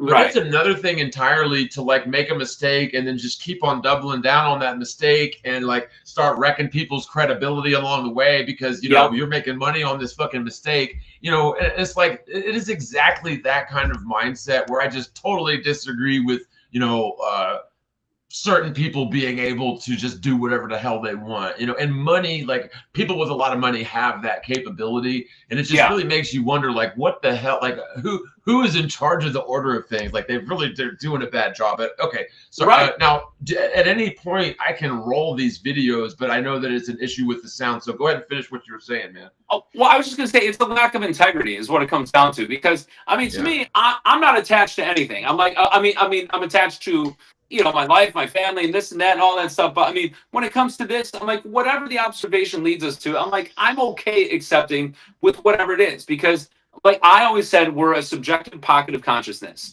And what we experience ourselves is like a screw in a pinball machine, like witnessing it from their angle. They have no concept of what the pinball is doing. Or it's like a keyboard, the letter M on a keyboard, trying to comprehend what the internet is. You're not going to do it. There's a lot of things that are sort of like, we're in this existence to sort of enjoy and sort of like do good, I view, and sort of make it strides to better ourselves and better the people around us. So when we start getting caught up on things that are like, oh, well, we need to discover this. I said it in a stream the other night, it would be like being in Mario Brothers. You're Mario, and you're focused on how the tunnel was made instead of actually going through the mission of trying to get to level 9 and beating, whatever at the end, It's like sometimes it's like, dude, okay, let's just focus on the important things at hand rather than trying to emphasize on this little stuff. But that being said, I'm still highly curious on what this is, and that's why I would make these kind of observations. And but to be met with that sort of angst. And I'm sorry, Mario, but our princess is in another castle, and it's King Koopa was the one you're looking for. Right? Yeah, that's it. Yep. But really though, because it seems to me like exactly the sort of thing that you were talking about in these videos, and I do have 3 videos. I got the one that Dave shot that you were sort of had a point of contention with, and then I've got the 2 that you shot. So if you want to get into them, we can get into them. I don't know how deep you want to go into this, but I got them queued up right here, and I also have screenshots of y'all's email conversation with Dave's personal email information redacted. So I'm not trying to like give out Dave's email address or anything. So I took all that off. But like, you tell me, like, how deep do you want to go in this? Because I think it's important, again, because like I just think that the Flat Earth community missed a lot of opportunities to get this sort of thing right in Antarctica. But we were basically we were funneled down a certain way for whatever reason. And I don't know if that was done intentionally by people or if people are just, sort of accidentally funneling us to the fucking CIA or whatever. But I don't know. What do you think? Yeah, I mean, I would say there was definitely, it seems to me like there was definitely agent provocateurs or whatever you want to call it, or some sort of disinformation agents that were put into this movement. I mean, and I think that's sort of par for the course with the way that the Mockingbird media sort of works. It's like, I mean, anytime there's any sort of movement to expose any sort of, potential, something that gets us away from the way that they want us to be programmed, they put disinformation agents in as a way of sort of just convoluting the whole thing. I've talked to a few people, and I kind of take it with a grain of salt, but recently I've spoken with one guy that said he was doing, like Flat Earth Truth stuff back in 2012. And like nobody ever heard anything about it because like they have actively been trying to cover this up. But like at a certain point in 2015, I know by the time I started making videos, which my first one was May 1st, 2015 was when I published it. I just know that I remember that date. But the thing is, though, like YouTube didn't know what hit it. Like it took YouTube about 2 years to react and figure out what to do with Flat Earth because it was like the dominant search results for a long time. And so that all came, especially on YouTube, like that all came to a crash. I want to say it was just January 1st of 2017. I think it was that same year you just mentioned earlier a minute ago. But anyway, so okay, do you want me to play either of these with sound, or because I know that I believe you have the ability to mute the video playing on your end, but I'm not sure how to do it because I've never used the cell phone version of this. No, don't worry. John, I was gonna say because each video, one's I think 3 minutes, the other's 4 minutes, and all the sound in it is just either piano songs that I compose or guitar songs or bass that I compose on. So I mean, if you want to watch each one, and then we could talk about it if whatever questions you may have on it. And the first one I'm gonna play is Dave Weiss's video that you sent to me. So that's gonna be the first one. We'll get that one out of the way because I think that's probably chronologically the best way to do it. Well, it's chronologically backwards, but yeah, if you want to do that one first. Okay, yeah, no. Well, you tell me. Which one should I do first? I would say this. Why don't you play the Sunset in Mexico video first, the one that I shot back in 2017. Okay, we'll do that first. Oh, I'm sorry. Okay, it was 2017 going into 2018, my bad. Okay. Yeah. Oh, well, you're debunked then, Dave. Everything you just said is debunked. It's like that 150 million comment I made earlier, too.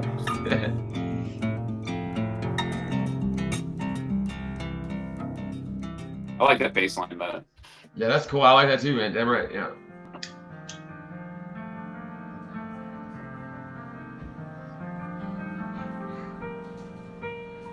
Hey, John, the video is paused on my end. I don't know if it's paused on other people's.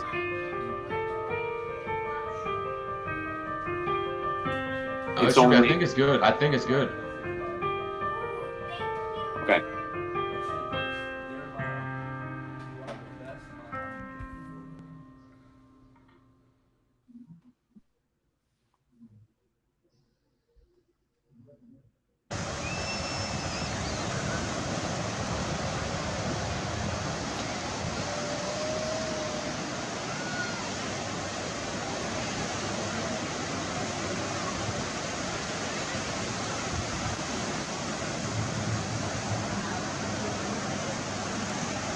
Just so you know, I can't see it, but that's okay. Okay, yeah, I did confirm that it does seem to be working fine on the. Okay, as long as it's working there, that's fine. Yep. Okay, so if you want to just sort of set this up, like, what are we looking at here? And it's just like right in the middle of it right now, the Sunset in Mexico one. Okay, well, the first part of the video was showing me taking a time lapse with my iPhone of the way that the sun appeared in the sky. The second video now is showing the exact same sunset with the P900 camera. Okay. So when I'm zooming in, I'm starting to see it a little bit now. You can see when I zoom out, it appears that the sun is that entire big ball. But then when I zoom in, you can see it's actually just a tiny little portion of that, outer light. And you can see, number one, it doesn't shrink into a dot at all. And number two, okay, there we go. I can see it now.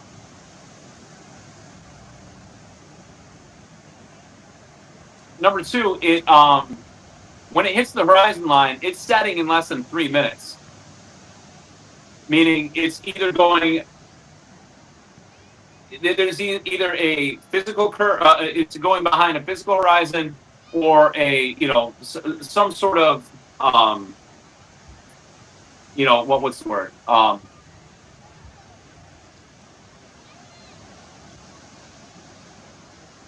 It doesn't necessarily mean it's going behind a horizon, but there's either the physical horizon or the perceived horizon.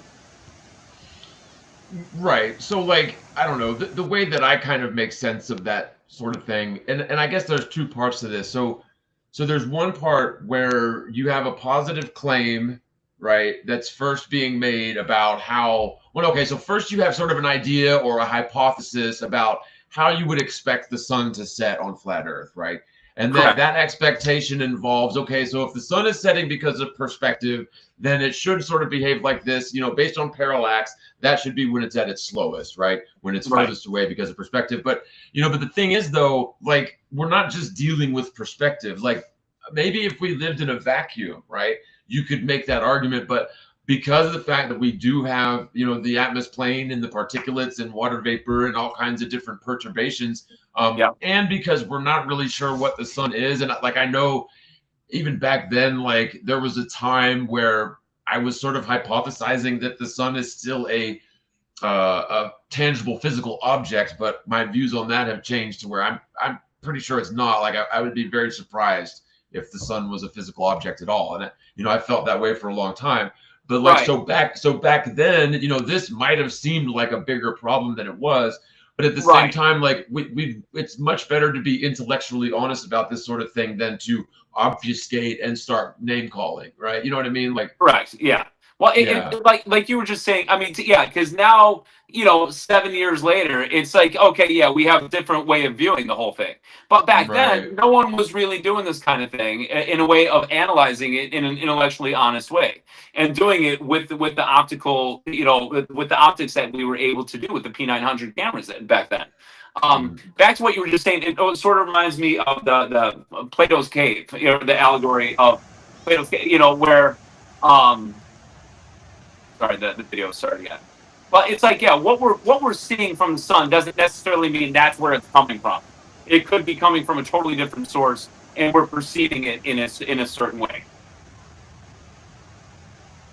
Yeah, I mean, because like to me, so like forgetting about like what the sun is and how it operates for a second, like if we're dealing with an object hypothetically that's say thousands of miles in altitude, right? And I'm being hypothetical here, and I'm just throwing numbers out there, and it's 35 miles in diameter, which is sort of what we went with if you're thinking of it as a physical object and using the triangulation data to your best of your capacity. We were using the numbers like 3,500 miles up, or very close to the radius of the globe Earth was what the numbers came out to be mathematically. It was like 39. It was like 3959 miles for the altitude of the sun, which is what my friend Brian got.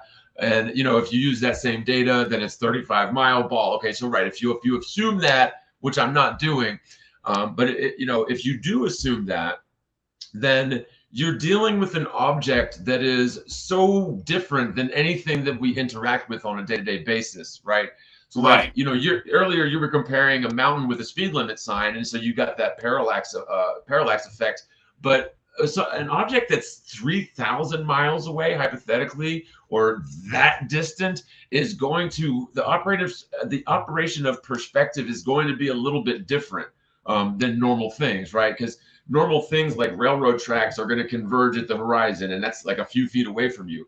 But thousands of miles away, the operation of perspective is going to be different. And now, on top of that, you have like the way that the light from the sun filters into your eye through the atmosphere plane. Like, in my opinion, it's like rendering into the visible spectrum as it does that process of, traveling through the atmosphere plane. And, so like to try to ascribe physical properties to the sun and start say what the sun should be doing based on physical assumptions, sure, it can be helpful to explain things and how they could work, but in terms of actually holding the sun to your ideas, that's something I let go of a long time ago, because I'm of the mindset we have no fucking clue and probably never will understand that stuff. Right. I'm with you, and trust me, and I'm in the same way of thinking as what you just said. But the thing is, this was early on where people were attributing all these sort of physical properties to the sun, and it is this and it is that. And all I was trying to do was say, hold on, it's not what the way that you're describing it. It's not acting that way. So let's reassess what we think this is. That's all. And then to be slandered as a result was sort of like, okay, well, do you want to be intellectually honest or do you not want to be? And if you don't want to be, why? So it's so strange, because see, that's the exact way that I got treated by Eric DeBay when I first started dabbling with iFirst. I was interested, I went on to iFirst, set up an account, and the first thing that happened when I set up the account, I posted a couple of questions. Just regular questions, like really curious questions about like what they viewed as flat earthers, because I was wanting to learn about what they thought. And the first response I got was a private message from one of the forum moderators accusing me of being someone else, and that basically me being a sock puppet account of someone else. And this was my first foray into iFirst. And then after that, basically Eric was accusing me of being a shill the whole time since. But for Dave to have done that to you, that's just so weird, because like, I don't know. I just don't know. Are there more people that had that sort of thing happen to? I really don't know. It didn't happen to me, but see, I think that I was treated a little differently. For whatever reason, this clique, whoever they are, whatever this clique is treated me differently for some reason. I don't know why. Like, I mean, I kind of have my theories. Well, you were on Glowbusters at the time doing your thing. So, I mean, it was like part of the cool club at the time or whatever, in the scene. But then, but again, it's like, okay, well, that's where I'm like, I'm not in this to get in any social group, I'm in this because I was highly curious of what this is, and wow, this is brand new information that's being presented to me. Interesting. Let me try to verify it. Let me see if it's actually true what they're saying. And then when I would do these tests or whatever you want to say, and I was finding it not to be that, and then when I would try to present that evidence to them, it would be sort of like, oh, well, don't worry about it. Like that whole attitude. I'm like, well, do you guys care about the truth, or do you just want to like get some views and make some money by monetizing your YouTube channel, or creating an app, let's say, Okay, so the sunset in Mexico video, the first sunset is with the iPhone, and then the second sunset is from the P900, right? Yeah, and it's the exact same sunset both times. It's just filmed two Okay, different so ways. all right, gotcha. So what I'm just gonna do, just so that the audience can see, I'm just gonna click through a couple of them. So this is the first one. So it's the same sunset being filmed from two different cameras. This one here is the iPhone, and you can see that. Well, let me just roll it from here. That big ball. If you wait, hold on before you go, John. Before you play it, what we're seeing as the sun there, it's not the act, like, because it looks like a pretty big object right there. Like, right, we're seeing it as a whole, but realistically, when you zoom in on that, it's probably 25% of that actual size. Right, because what you're seeing that you think is the sun is just that high gain outer glow. Yeah, yep, exactly. And so what right there, it's not actually moving away, it's just that outer glow loses its gain. Yeah. And this yeah. I see what I totally get what you're saying. Dude, I finally fucking got what you're saying this whole time. I didn't understand it till just now. All right. It was like the whole thing with what's her name the other day, right? Yep. No, I mean it's a hard thing. It's a hard nuance. So, and just so in case the audience is wondering, I mean, I think I did iterate it, but so like when the sun's up here, like you're thinking this whole entire radius is the sun, and then you're thinking when it gets down here, oh look, the sun's moving away because it's getting smaller. But no, so what you're saying is no, it's not getting smaller. It's just lost that gain, so that glow went away. Yeah. Yeah, I see. I get you. I get exactly what you're saying. Yeah. I'm glad that you were able to articulate it better than me. Well, I mean, I try. Okay, so now this is the second one. So this is that same sunset zoomed in with the P900. So now you're getting a high resolution view of that glow being lost. Yeah. Yeah. Okay. Yeah, because you can see it when you start zooming in. All of a sudden, it just totally goes away. You're like, oh, that's the sun. Once you zoom in. Like you couldn't have planned that better if you had fucking paid somebody $100 to do that. On their hey man, here's $100. Go drive your yacht over there. Right. Oh, because I can't see what you're seeing right now, dude. That was the perfect shot. I'm like, no doubt, man. Yeah. When I see synchronicities like that, I can't help but think, okay, I'm on the right track to something. I don't know what it is, but I'm on the right track to something. Yeah, that was great. Awesome. Wow. Yeah, okay. Okay. So so now that was the zoomed in one. Let me go over here. Oh, well, that's super zoomed in. So like the second half of the video, I'm just gonna roll that. Okay. Yeah. And it's basically setting. So I think that's it. So I guess should we move over to the sunrise using a P900? Yeah. Well, because the difference between this and the sunrise video, because I purposely went over Lake Michigan and I filmed it from a much higher altitude, and I did it on a day where there was zero humidity. Because, everything that we always say in this community, oh, well, the humidity is causing it to, with the atmospheric lensing and this and that to make it look like it's bigger. So I purposely did it on a day where there was hardly any humidity. Okay, so I'll roll the sunrise one, and if you want me to stop it, just do timeout or something. I don't know. Yeah, no, this is good. Yeah, and I kind of sum up what I'm trying to say through the video here. You'll see.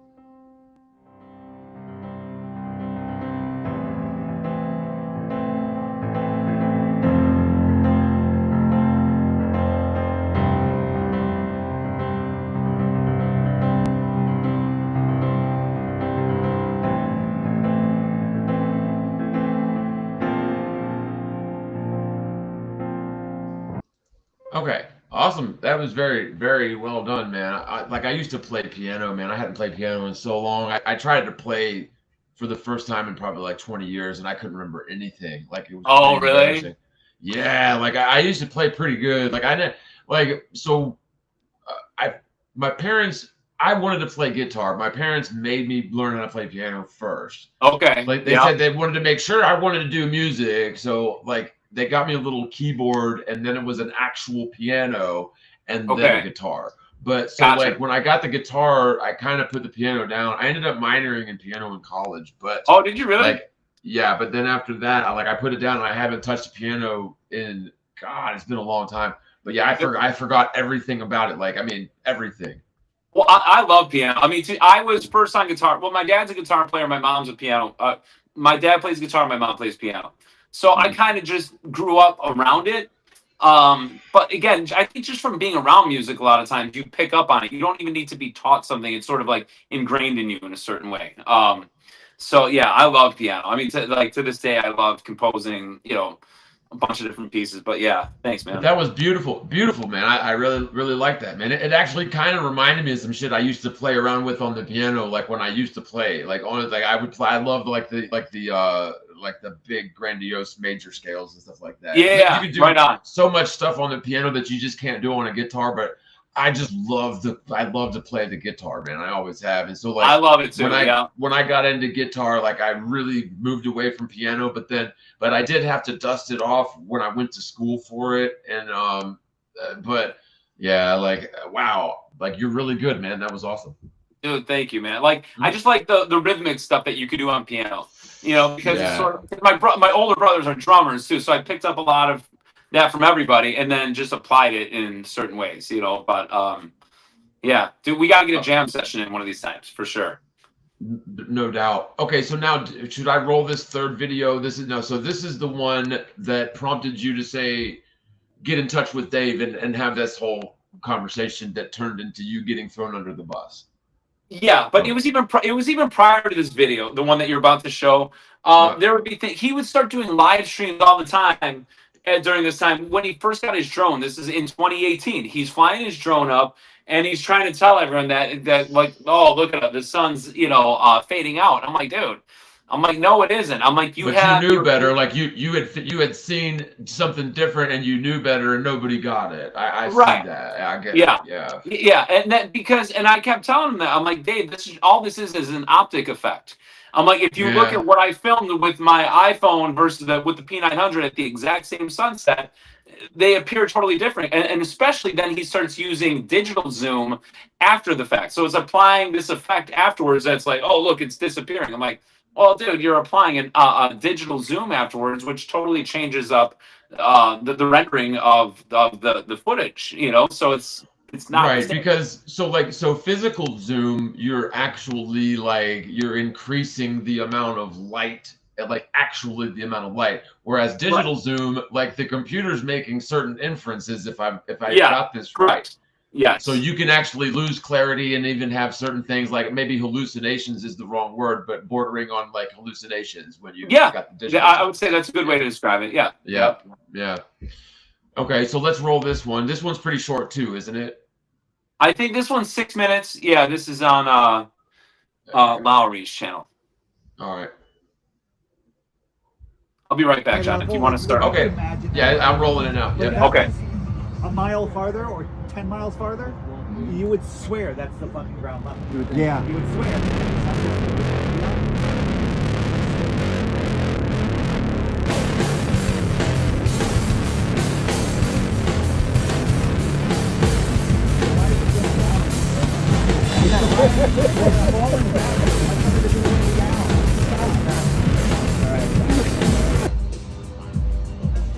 So no sun over the clouds. That view is 1,600 feet. Okay, so they're unironically listening to Enya. Let's just review that. Yeah. I'm kidding. Oh. It wasn't playing. Okay, because I was killing us.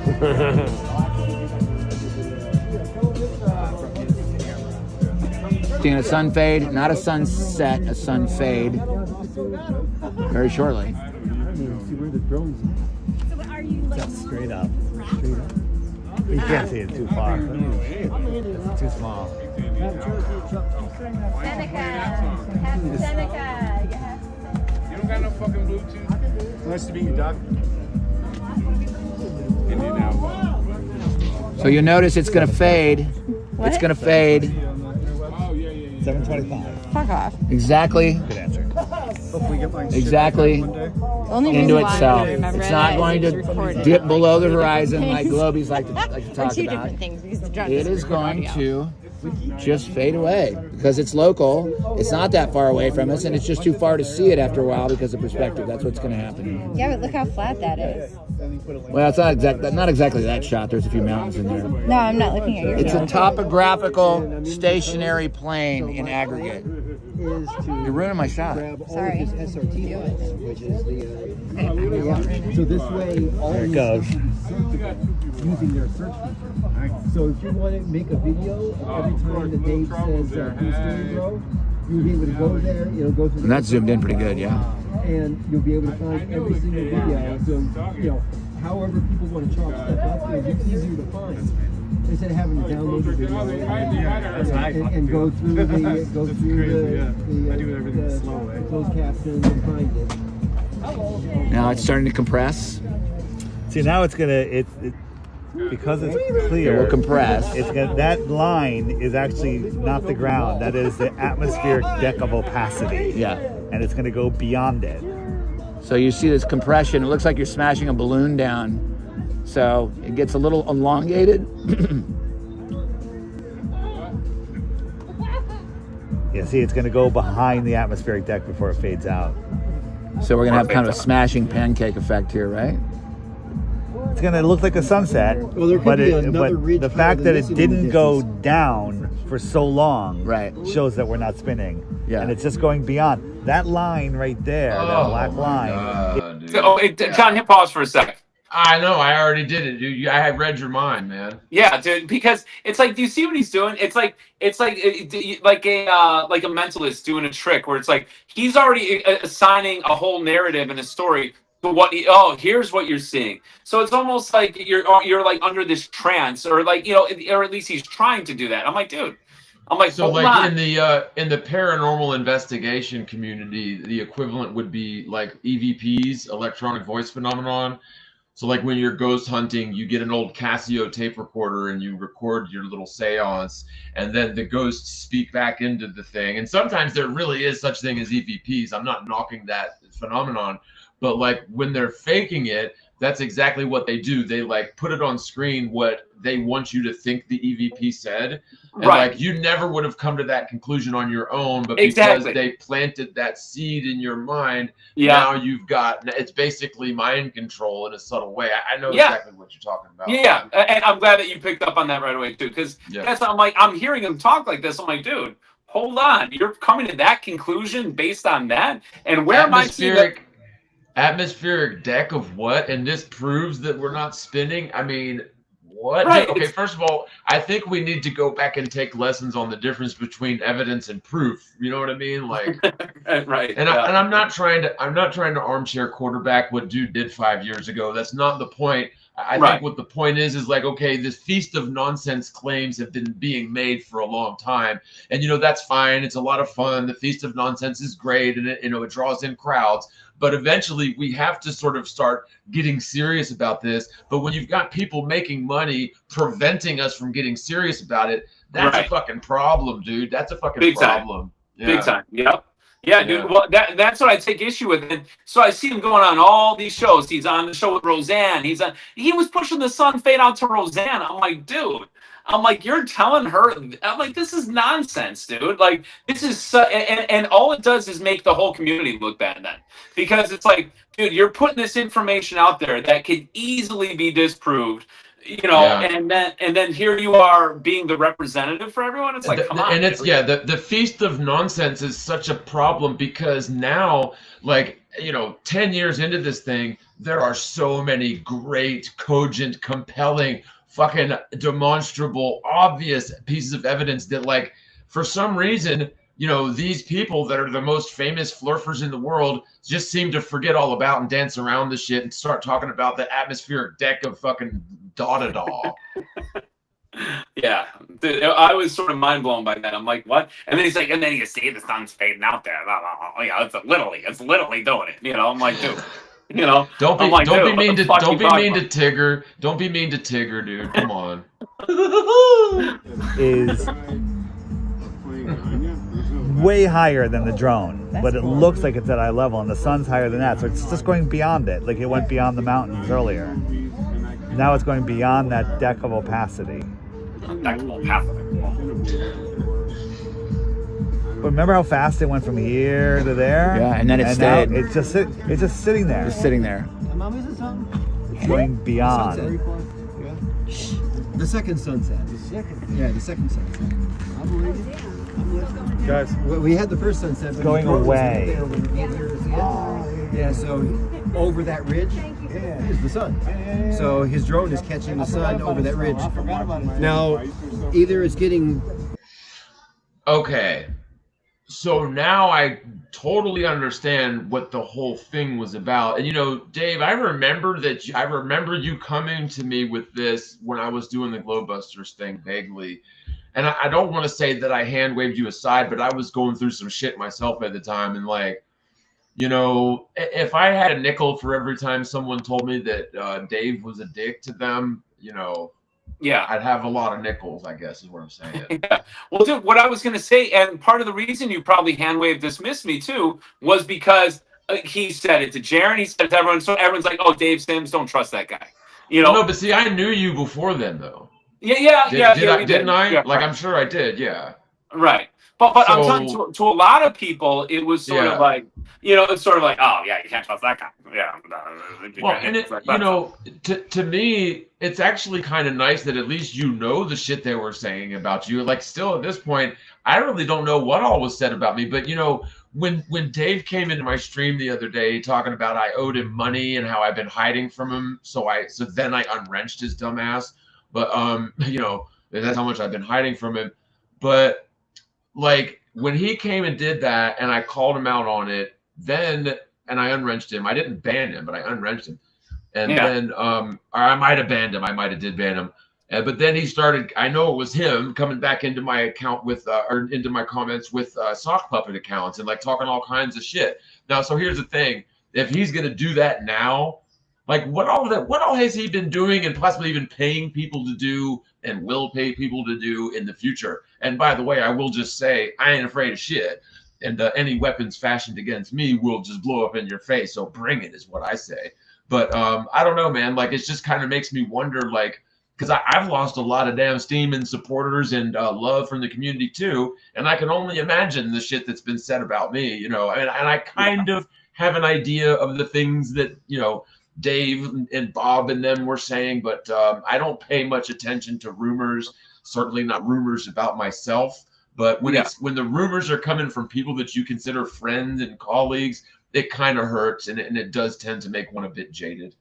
Yeah, for sure. Well, dude, I remember because, again, I was in Jaron's like Telegram groups then for a while, and then he kicked me out because I was giving compelling conversations about, we were talking about crypto and stuff like that. Because at the time, Jaron was pushing crypto all the time. And then, so I'm already sort of viewed as, oh, this sort of guy that, you know, that he's going to cause trouble. I'm like, cause trouble? I'm like intellectually honest. And I try to bring up compelling evidence or compelling arguments for things that would make us like think it out a little. It's like, you know, I'm a game inventor. I'm a composer. Like, dude, I like to think things out, you know? So, so when Jaron then later kicked me out of his Telegram group because I said something along the lines of like, because, you know, Jaron would always say with Bitcoin, okay, there's a finite number of coins, so it's going to always go up. But I would say things like, oh, wait a minute, but there's an infinite number of cryptocurrencies. So that's sort of, you know, that's sort of. But what about this though? This is something that occurred to me. So you have inflation of currency, they just print more. But with crypto, because there is no physical equivalent or placeholder for it, you can divvy up crypto into infinite number of decimal points, right? So it almost is inflation just going the other way, right? Because you can't cut a penny into 4 quarters, but you can cut a penny's worth of crypto into 4 quarters. Right, but John, here's the difference with that though, because let's say you had 1 Bitcoin, and then they're not going to cut your Bitcoin in half. The way that the current Federal Reserve System basically. Right. You know I get that. I get that part, but I guess what I'm saying is that the way that they do it is by basically insider trading, for a lack of a better word. And I just think that the fact that because that there is no physical, tangible representation of it, it's almost like it conceptually can be inflated. But I mean, I know that's not the right terminology for it, but I just see the scam for what it is. And I'm of the mindset that the sort of Bitcoins and cryptos were invented by the Fed. Listen, I'm totally with you, because I think what ended up happening, they got a lot of these, like the movement of the people that are supposedly anti-establishment were the ones leading this. And it's like, okay, look, we're anti-establishment, but all of a sudden they're trying to bring in the cashless society. I'm like, wait a minute, I thought we're against the cashless society, and all of a sudden these are the ones that are bringing it in. And then, I mean, now, and there's so many flaws with it, and to me, it is still a giant Ponzi scheme, because it can't continue to go up unless you have people underneath it willing to buy into the whole idea.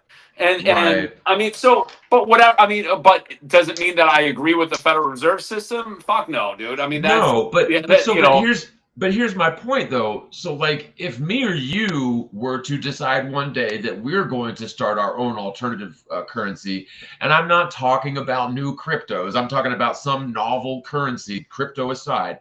Like if me and you tried to invent Bitcoin when Bitcoin was invented, they would have put us in prison for fucking fraud or something like, to that effect, counterfeit.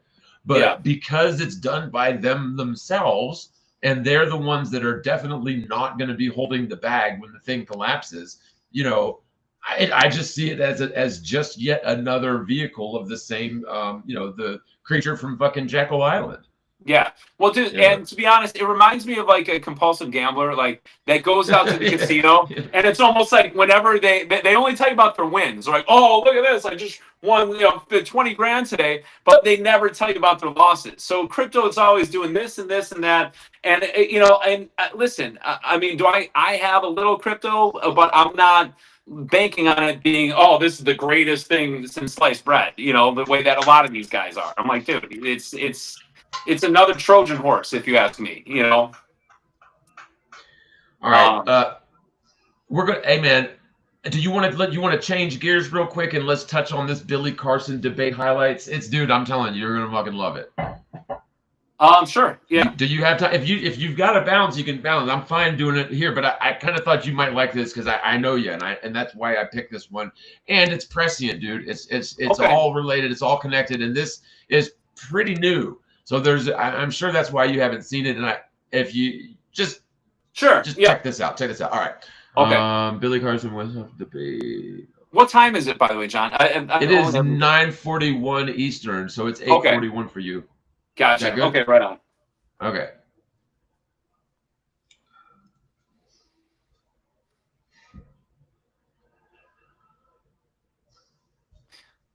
Do you want to give a little setup to it, or do you want to just sort of leave it as whatever it is? Well, when we talked about the crucifixion, everything you cited was either false in terms of the Sinai Bible, or they were... Okay, so we're going to be watching a highlight where dude's already kind of set everything up. He makes our jobs easier. We can kind of take a break and just respond. And I want my audience to enjoy this with me and you as you see it for the first time. How many people are watching, John? I can't say for sure, but it looks like about 75. Okay.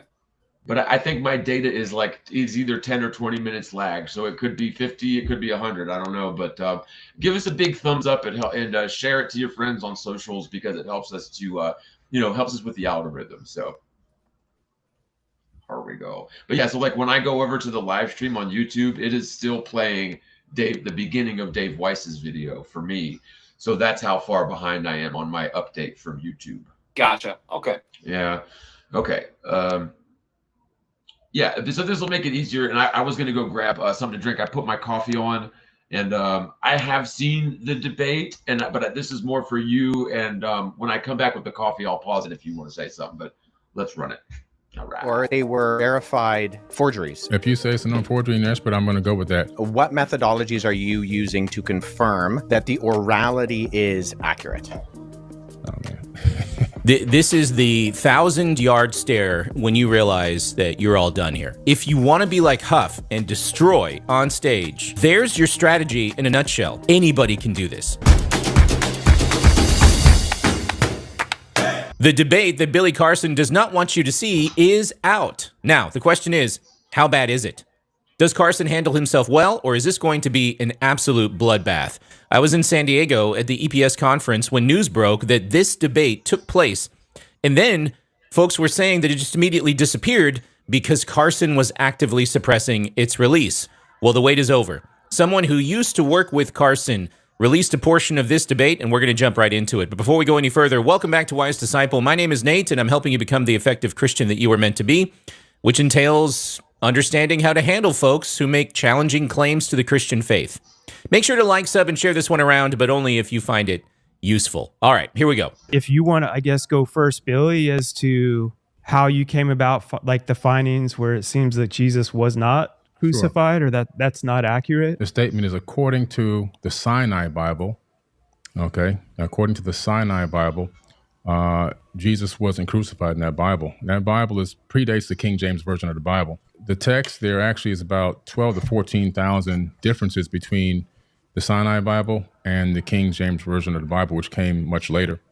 And then also one of the things that were interesting is that they discovered the book of Jesus' wife, which is at the Harvard Seminary. According to some scholars, that's a little controversial, but they claim that this is an accurate record that Jesus may have even been married, which then, adds more, if that's true, it adds more to the hypothesis that maybe he wasn't crucified. Yeah. So this is interesting. Carson makes reference to the Sinai Bible. I'm not really familiar with that. I've heard of ancient texts that have been discovered archaeologically, but not the Sinai Bible. And even then, the ancient texts of the New Testament that we do have, they don't deny a crucifixion account. So I don't know what he's talking about, which is fine because this is not actually my field. I think I took one semester of this in school. What I find a little odd is Carson made reference to the King James Bible, okay? In other words, he's saying that the Sinai Bible is older than the King James, as if that's significant. It isn't significant, because before the King James translation, there was the Latin Vulgate and Textus Receptus, Well, and then also the Septuagint, right? So in other words, the King James Bible is not the first Bible to come into existence. But Billy Carson appears to suggest that it's some kind of initial text for Christians, and it's not. So let's see how Huff responds. I really appreciate the fact that you seem to have investigated to a certain degree some of these facts. Do you mind if I ask a clarifying question? Sure. When you say the Sinai Bible, what are you referring to specifically? It's the biblical text that was written. It made it into you can actually look it up on Amazon. It's a Bible I have a version at home. It's called the Sinai Bible, right, from Mount Sinai. I'm assuming that's the mountain that they're referencing there. But they put together their own version of the biblical text prior to the King James Version being put out. It's amazing. And so, honestly, y'all, I think I grabbed the wrong clip here, because the one that I thought I was grabbing was just the highlights of the debate, and it was just set up by not this guy. So I think I set up the wrong damn thing. Did y'all see this? Because if y'all didn't see the debate, I think that the more entertaining portion was Billy Carson's 3-hour rant about how he takes his elevator up the stairs sometimes when he feels like it, and how special he is, because when his AC goes out, he doesn't know which one of the 5 units it is that went out. That's how special he is. By the way, John, I just saw the thumbnail of this live stream. Dude, it looks like it's like a mugshot of me or something like that. I was in a hurry, and it was what I grabbed off of the dang. It was from that stream that you can send me the link to. Yeah. That's all I had. I'm sorry. No, It is it's all what it good. kind of looked like.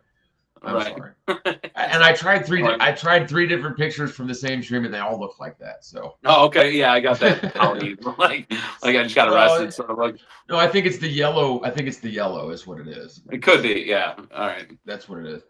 Have you? So okay. Are you able to see the video here?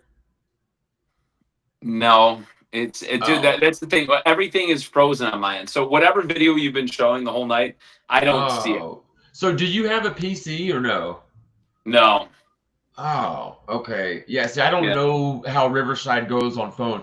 Okay, so what do you want to do, man? Like, if because I did kind of want to share this. Let me see what the chat wants to do, man. Let me see what they want to do. Yeah. Dude, and if you can't see it, then that's kind of stupid. I mean, I don't want to waste your time. But let me see what the chat wants to do. Hold on. Sure. What do you guys? Are y'all interested in the highlights of this debate, or at least the highlights of Billy Carson's meltdown that he took down? And like, I don't know, when I was watching the meltdown video, there were times when I thought for sure that he was going to fully shapeshift into a fucking green reptilian, because he started turning green and his eyes started turning to slits, his irises. Like, maybe I was like hallucinating or something, but that's what it looks like to me. So I don't know. Let me refresh and see if I can get an updated chat.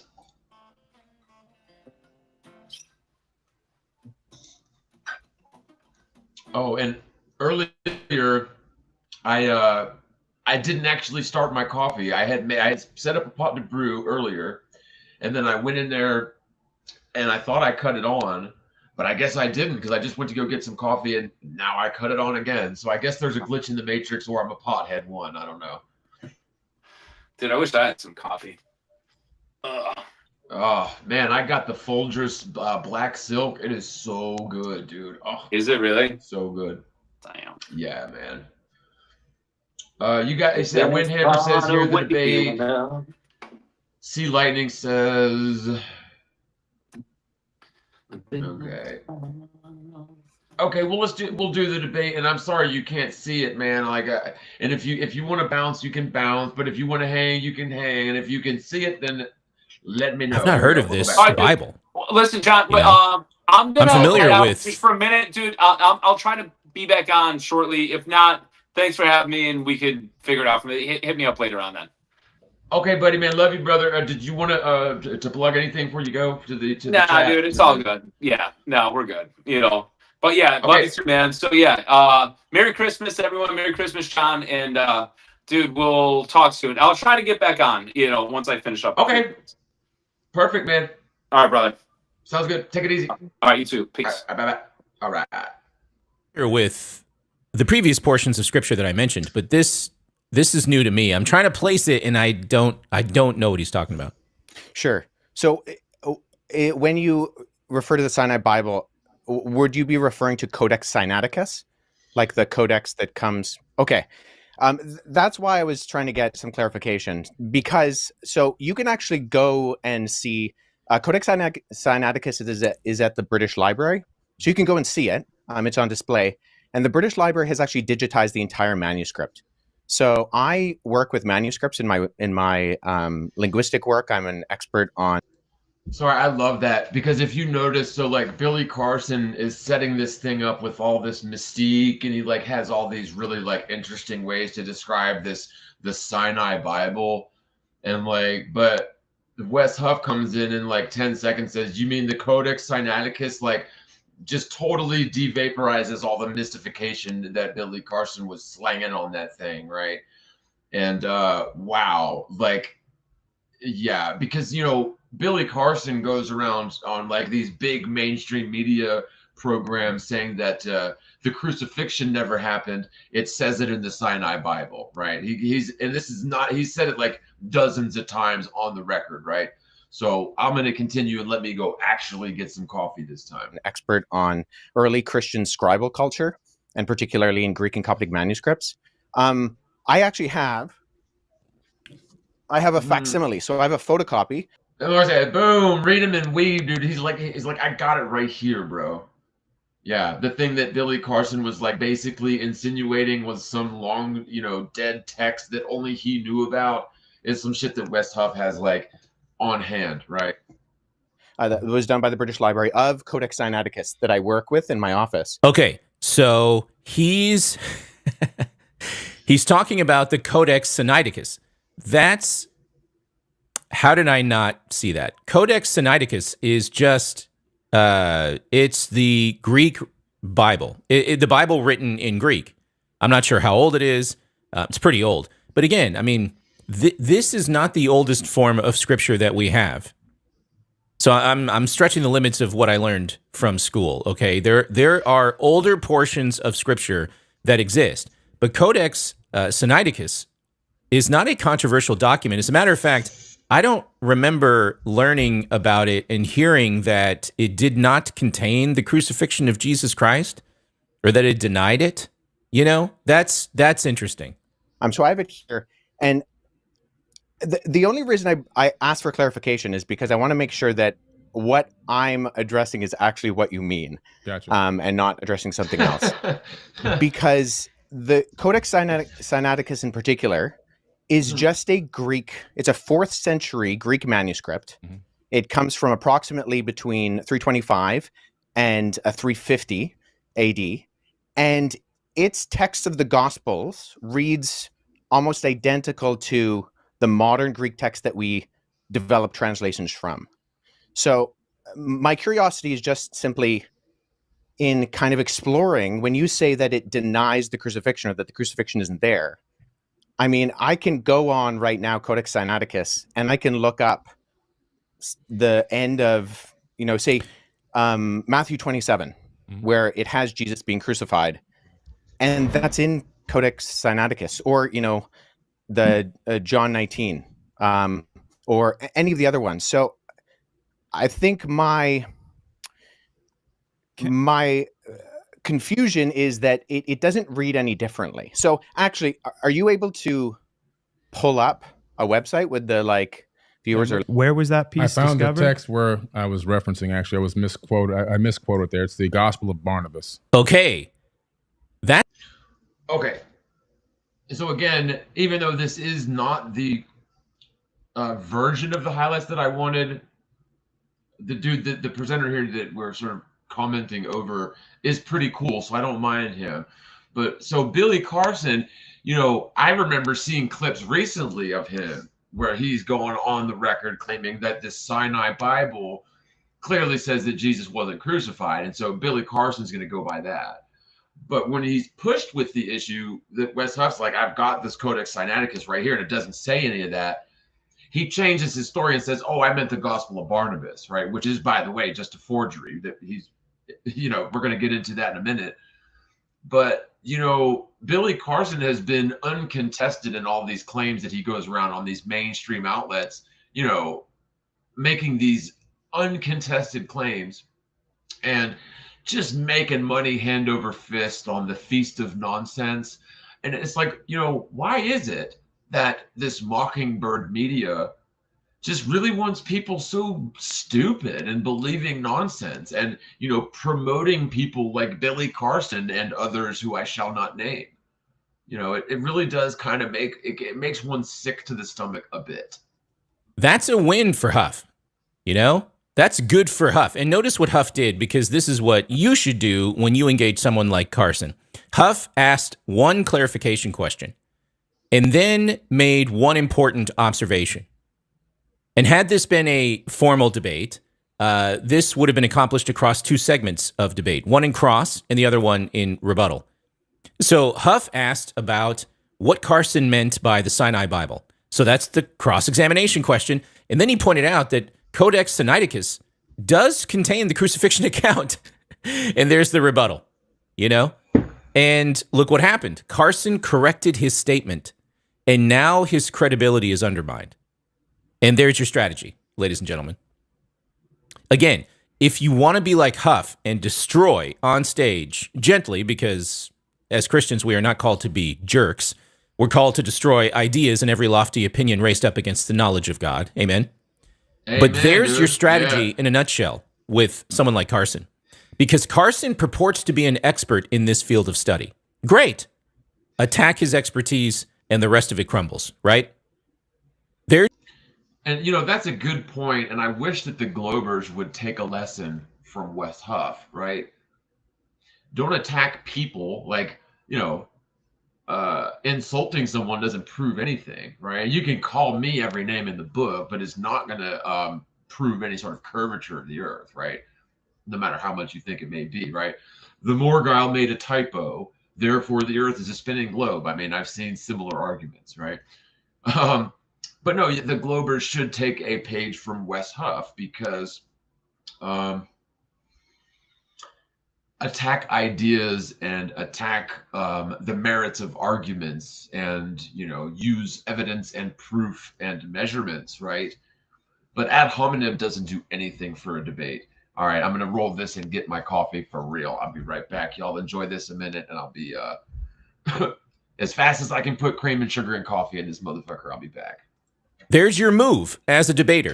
If your opponent puts themselves out there as some kind of an expert in a certain field of study, you know, so Aaron Ra actually did this to Mike Jones of Inspiring Philosophy, and Mike did the same thing.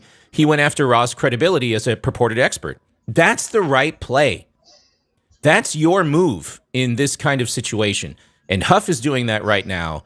And what? In a matter of 3 minutes, Carson's already bleeding. Copies of. One is in Italian and one is in Spanish. We see right off the bat that the Gospel of Barnabas, not to be confused with either the Epistle of Barnabas or the Acts of Barnabas, which are two apocryphal documents from the 2nd century, but the Gospel of Barnabas in particular, we know it's a forgery because it does things like in chapter 92, it says that Jesus spent 40 days on Mount Sinai and then he came to the Jordan River and he walked to Jerusalem, but Mount Sinai is more than a week's journey away from Jerusalem, and neither Mount Sinai nor Jerusalem are close to the Jordan River. So never mind there not being a route from the Jordan River to like around Mount Sinai or going to Jerusalem, but there are internal problems with the Gospel of Barnabas which indicate that it shows no actual indication of evidence of coming from or even having knowledge of first century Jewish understanding. It actually says Jesus is the Christ, but not the Messiah, which indicates that whoever the author is, he didn't know that those were the same words.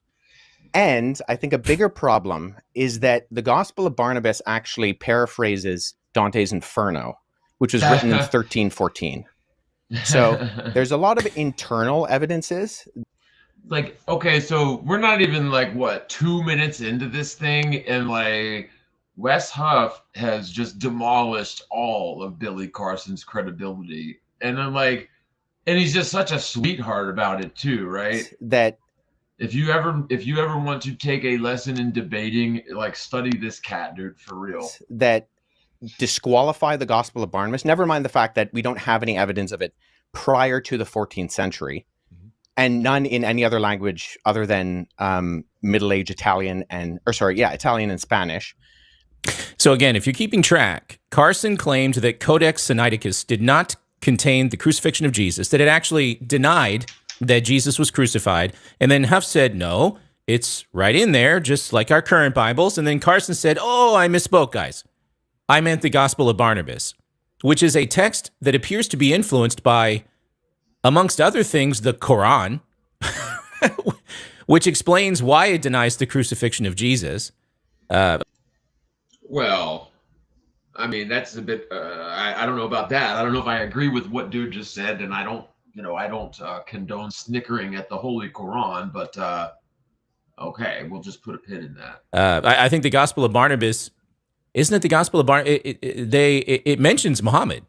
I think. Somebody can fact check me. So, in other words, it's not a legitimate document. Most scholars agree that it's not legitimate, but Carson appears to see it as authoritative. But the internal content of the Gospel of Barnabas disqualifies it from being ancient. And then the fact that it's doing things like paraphrasing Dante, or it also refers to a rule of the time of Jubilee, which was changed in the Middle Ages from what it was in the biblical year of Jubilee. And it goes with the Middle Ages concept, not the ancient concept. So I think, that I guess what he's saying is, if you wanted to give an analogy for modern sense, in case there's anyone that doesn't understand what he meant. So like nowadays, a lot of modern Christians consider the Sabbath on Sunday, but of course we all know that the Sabbath is actually Saturday. And it was like at some point in the past, I think it was the Pope decreed that now the Sabbath is on Sunday, right? Well, if someone was trying to like fake an old document, but they were, say, from like 100 years from the future, and they didn't know that there was that, that change from one to the other. Like if they started referencing the new version, right? So if they started referencing Sunday as the Sabbath, but they were trying to pass their forgery off as being something that was 1,000 years old or 2,000 years old, right? But they're calling Sunday the Sabbath, then you'd know that that was a forgery, because the person clearly didn't even live during that time. And so what Huff is saying is very cogent. Like, I mean, it's a good point. I think what I'm getting at is, so I'm a historian, and I deal with sources. So when I'm looking at sources, I want to make sure that I have a methodology by which I approach any type of source. So if there is something that denies the crucifixion, I want to make sure that I'm analyzing it, and that the methodology by which I analyze it actually reveals that the content can be accurately tied to the event. So if we're talking about, say, Codex Sinaiticus, that's in the 4th century. Now that is, I would agree with you, Billy, our oldest copy of the Bible in the sense of cover to cover, Genesis to Revelation copy of the Bible. Right. The problem is that we have individual copies of all 4 Gospels going back hundreds of years before Codex Sinaiticus. So I have a facsimile behind me of P66. This is a late 2nd century copy of the Gospel of John. I work with this particular manuscript. I can just show the screen right here. This is an almost complete copy of the Gospel of John. And it Is that has the crucifixion. By any chance? Yeah, so papyrus is just the what it's made out of. So it's on. I got that from ChatGPT, by the way. Yeah, sorry, so guys, I'm just I can actually smart for a second. I have that papyrus at home. Oh, that's So I'll show you this. So Okay, just for a little bit of background. So, okay, the guy on the far left is Billy Carson. The guy to his right is like his neighbor and his buddy. They've been friends for a long time. And like, he seems like a decent guy, but he also was like so partial to Billy because they're buddies. He actually was, I don't know. It just seems to me like as a moderator, he didn't do a very good job, and he actually kind of sided with Billy most of the time.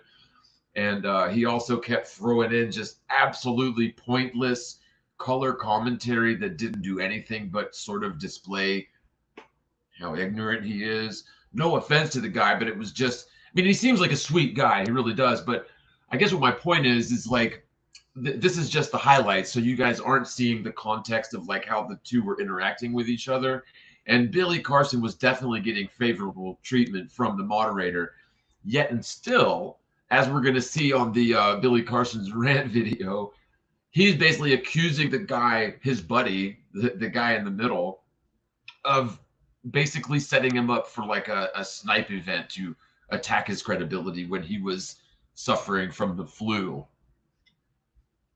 This. So so the documents you actually see on my bookshelf behind me are facsimile papyri that I've made. So when I was in Egypt last summer, I went and I made for me some papyrus sheets. So what Huff is doing now is he's comparing bona fides. Okay, Carson, you're a purported expert. Huff is actually an expert, and he's giving his bona fides for the audience right here, which is important because apparently many people are swayed by the things that Billy Carson has said in the past. If I remember this correctly, Carson has been on Rogan, right? On Andrew Schultz. He's been on Valuetainment, Patrick Bet-David. And none of those guys, which I don't blame them at all, but none of them challenged Carson the way that Huff is doing right now. And again, you don't have to have some advantage. Okay, but come on, Joe Rogan isn't exactly a hardball debate or a hardball interviewer, right? And don't get me wrong, I love Joe Rogan. I mean, no homo or anything, but okay, let me put it this way. If there is somebody that I like that does the Joe Rogan podcast, I'm definitely not going to miss it. If there's somebody that I don't really like that does Joe Rogan, I might actually watch it just to see, maybe a new side of that person or their views. So I'm not like against Joe Rogan. I've been watching his shit for a long time. But come on, man, to say that he didn't ask Billy Carson the hardball questions. Well, no shit, it's Joe Rogan. Some advanced education or degrees in order to do what Huff is doing, in order to be this effective. You just have to know how to ask the right kinds of questions. Anybody can do this. That's it. And you can be just as devastating as Huff is being right now against. I don't know about all that. I don't know, man. Like, you can't just ask a couple questions. You got to really know your shit. And dude is a pretty smart cat, dude. Like, he's no dummy. He makes it look easy, sure, and he's does it with style and grace, I would add. But to say that anybody can do that, I think is not good advice.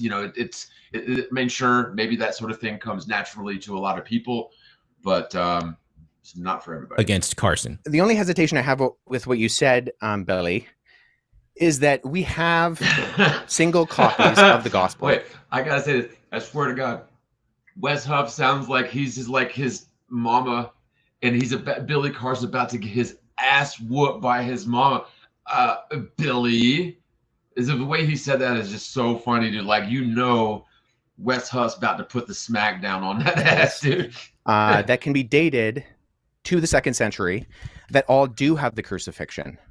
And so if we're relying on something like the Gospel of Barnabas, which is not just like, it's not that there's debate about it, it's that it's a known forgery. I mean, no one's referring to the Gospel of Barnabas as anything other than. If you say it's a known forgery and you're expert, I'm going to go with that. Let's talk about the old.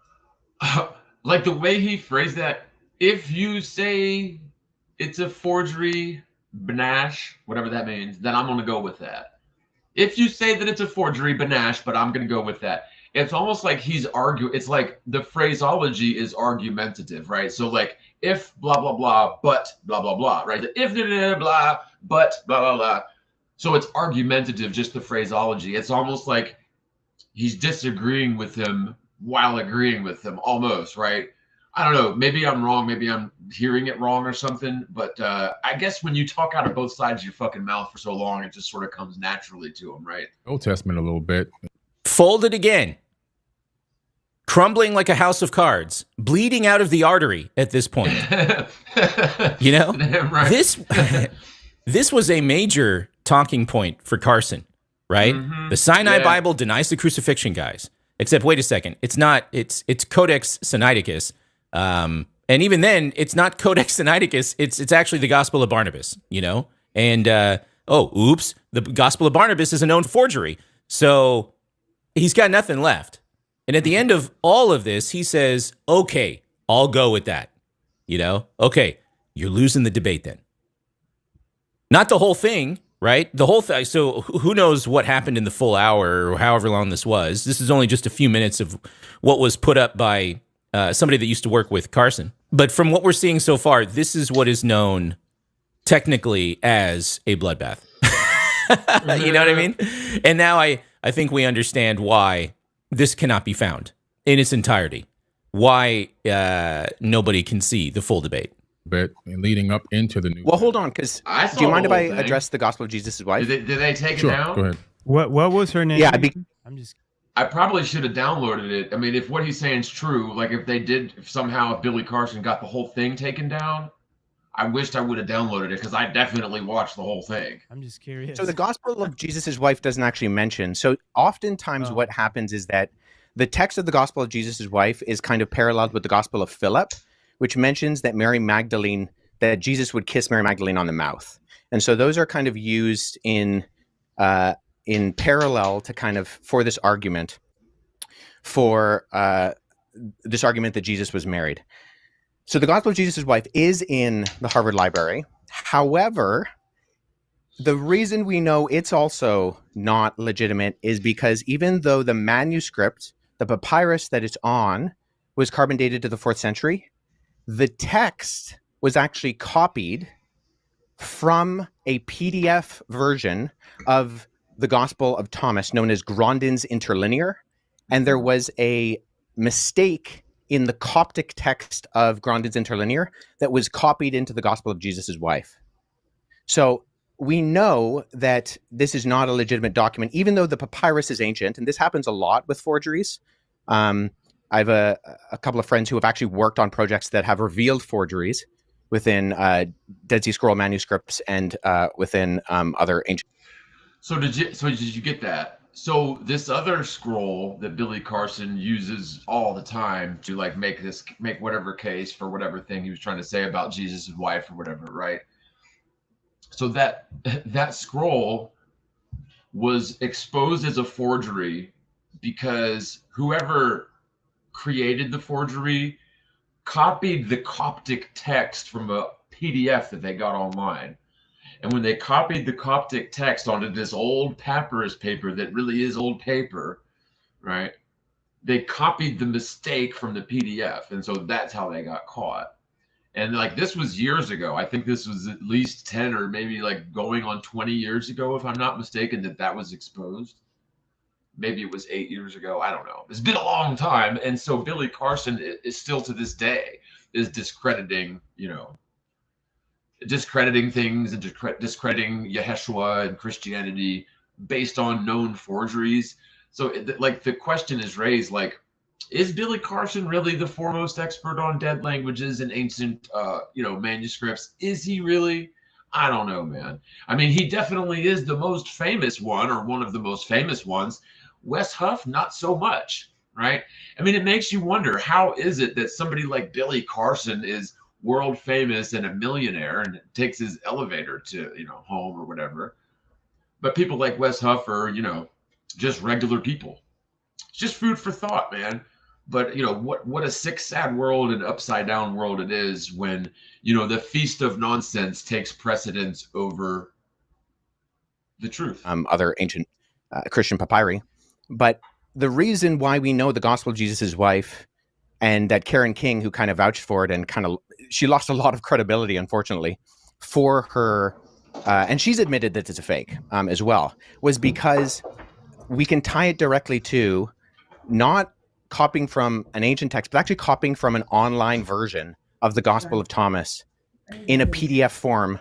And the mistake on that PDF form was copied into the text that was borrowed in the phraseology of Jesus' wife. What part of Canada is Huff from? I'm curious. I'm detecting a Canadian accent. So let's talk pure strategy here, because what else can I say to help Huff here? He's just low key slaughtering Carson. And by the way, this is what it looks like to be respectful, to be Christ-alike, and to destroy arguments and every lofty opinion raised up against the knowledge of God. Okay, so take special note of Huff here. He's doing a fantastic job. Absolutely stellar. Amen. If you like this kind of stuff, I just subscribed to him. You should go check out his channel for more stuff like this. I'm going to put a link to his channel below. So here's the strategy. Huff knew that he wanted to talk about the Sinai Bible, right? Codex Sinaiticus, the denial of Jesus' crucifixion, and the gospel of Jesus' wife. He knew he wanted to address these things going in, and so he prepped for it ahead of time. Before they pressed record on this particular meeting, he prepped for this. How do I know that? Because that's what any good debater would do. And look, this is his field anyway, so it's not like he had to go learn a bunch of new things, you know what I mean? He just had to bone up on what he already knew, like as he's pulling stuff off his shelf, you know what I mean? So it's already there. So, but he just boned up on what he already knew so that he could be ready for when this moment came. And what? Actually, I watched a 3-hour-long follow-up interview with Wes Huff where he talked about all of the items that he prepared for that they didn't get to talk about during the debate. And he had way more than this. This is just the shit that they got to during the time allotted, right? So Just for, for whatever that's worth. And what he did was he asked a series of very specific questions that took the conversation to the very things that he wanted to focus on, and that put him in a position to start cooking. It allowed him to speak knowledgeably about all of these issues and then to challenge Carson's credibility, and he's pulled it all off masterfully. This is chef's kiss. This is what it looks like, ladies and gentlemen, to challenge someone who claims to be an expert but actually isn't. To challenge their expertise by asking them pointed questions that reveals their errors and then provide substantive. Right, that's what I was going to say. You can't just call them out on bullshit. You have to have your facts as well. I mean, it definitely helps to have the obvious truth on your side during a debate, right? I mean, sure, if you're good at debate, then you should be able to represent a position that you disagree with and still potentially have a chance to win the debate, right? But, it definitely helps to know that what you're debating for is true, right? I mean, it is no fun to debate, for like, I don't know, the euphemism of pro-choice, which, I've mentioned before, but like choice is a word to describe something that goes on your pizza, right? Do you want pepperoni or black olives or like a dead baby? You know what I mean? It's no. Rebuttal. That's it. That's what this looks like. So I just point that out is, once again, with our sourcing, I think we need to make sure that we're going towards not just early sources, but actually credible sources. And unfortunately, neither the Gospel of Barnabas nor the Gospel of Jesus' wife are credible sources in terms of actually, and agreed upon by not just the vast majority of scholarship, but I don't know anybody in the field of papyrology, paleography, historiography, who actually refers to these documents as. So like at this point, Billy Carson is nodding along with everything that Wes Huff is saying. And I'm pretty sure at this point he's going through his head like, okay, if I hit him with a cease and desist from my lawyers immediately when I walk out of here, because I can't really just storm off and end the debate now because that'll be on camera. But like if as soon as I get out of here, I call my lawyer and have him draft up a cease and desist, right? And then throw a bunch of money at this, I'm sure he's just cooking on what he can do. What he should have done is just ran, dude, honestly. Like if you wanted to keep his charade going, he should have just fucking up and ran right at this point. As being legitimate. That's fair enough. I can respect that. So, okay, I can respect that. Can't provide a substantive response. So now what Carson's going to do is he's going to change the subject, right? He's going to just move on to something else that he believes gives him better footing. If you are in this situation, call that out, right? So, hey, I noticed you're changing the subject. I'd love to address this new subject with you, but could we spend a little bit more time on the original issue? I'd just like to hear more of a response from you, okay? The Gospel of Jesus' wife is a known forgery. You seem to rely on it. Does this change anything for you now? Same thing with the Gospel of Barnabas. Are you going to retract your claim now that you realize that it's a forgery? They were seated here by Pleiadians. This is their verbal handed on history for thousands of years. And I can go around the world. So yeah, by the way, in case y'all didn't know, so like Billy Carson is one of the ones who pushes things like, like ancient alien theory, the idea of these Pleiadians, like these other races of beings that are from other planets. Of course, he's wearing his NASA underwear all day, every day. So he's a fanboy of the NASA. To see somebody like this be totally discredited is a sort of a Christmas miracle, and that's why I wanted to watch this with y'all. World, and I can come up with all this information from all these eyewitness accounts from people that should be respected, dignified, and shouldn't be scoffed, and that we're now saying that all this information that they put forward, all their verbal handed on history, all their written history, that's got to go to the side because this one text is 1,000% accurate. Sure, but so my question is, most of that is oral history, correct? Oh, it's all oral history, even the Bible.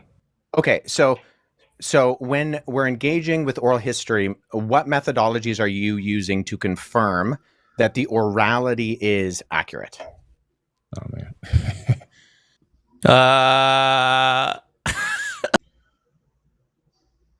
So basically, Billy Carson don't want to hear that shit, right? He's basically scoffing at what dude's saying. He's really not taking dude seriously, honestly. But it is an important question, like, how do you know that your interpretation of these manuscripts is accurate? And how do you know that these what method do you have to determine whether these manuscripts are even legitimate, right?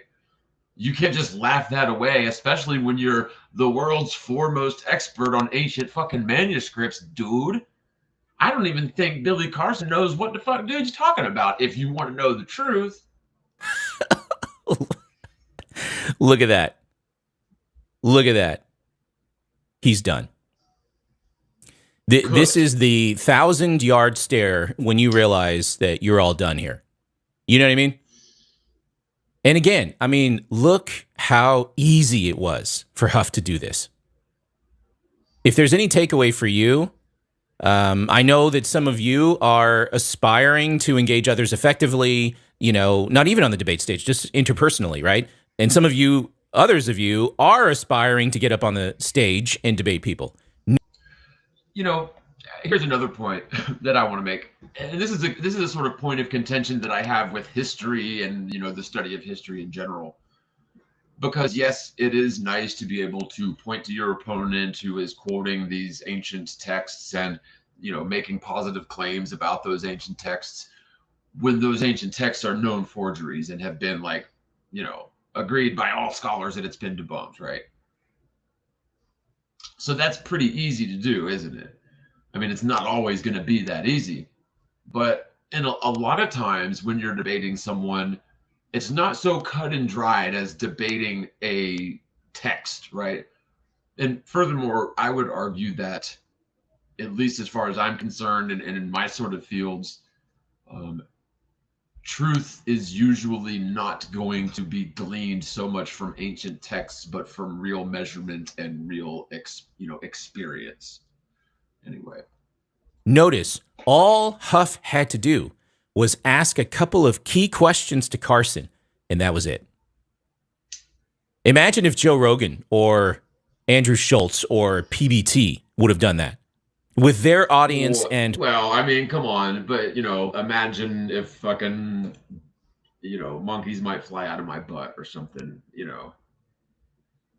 Monkeys might fly out of my butt long before Joe Rogan's ever going to have a hardball debate with somebody claiming things about ancient aliens. I'm just sorry. And nothing against Joe Rogan, but that's just not his deal, dude. Like, I'm not sure why you're trying to hold Rogan to such high standards all of a sudden, but I mean, I guess I get it, but okay. And platform. Carson would not have been able to recover or suppress this debate from coming out. It would have been everywhere immediately. Everyone would have seen that he's got nothing.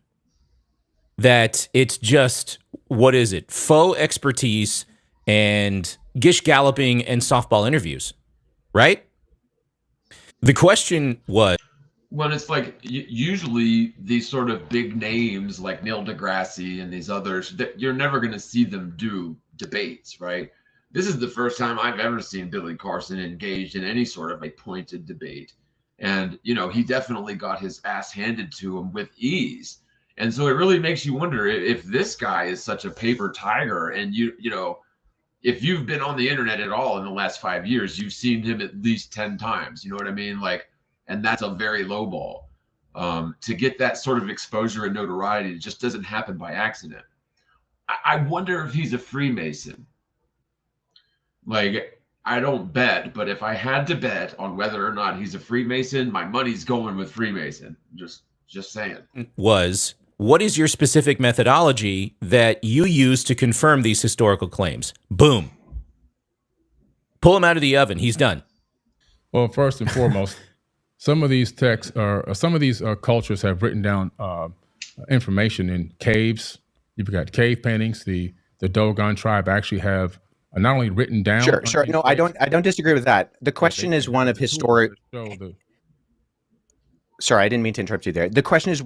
He was asking about what's your methodology to figure out if the shit you're looking at is even legitimate. He's like, oh, well, there's cave paintings, and like, what is dude even talking about? The question is one of methodological analysis. So you have to have a method by which you can find either that something is falsifiable or that there are avenues by which you can show internal and external accuracy of credibility. So this is what we do with documents. This is what we do with the ancient gospels. This is what I do. I've worked on Xenophon and Plutarch, and we look at the internal evidences and the external. And if for those of you who are wondering, Xenophon and Plutarch are different portions of the Crab Nebula.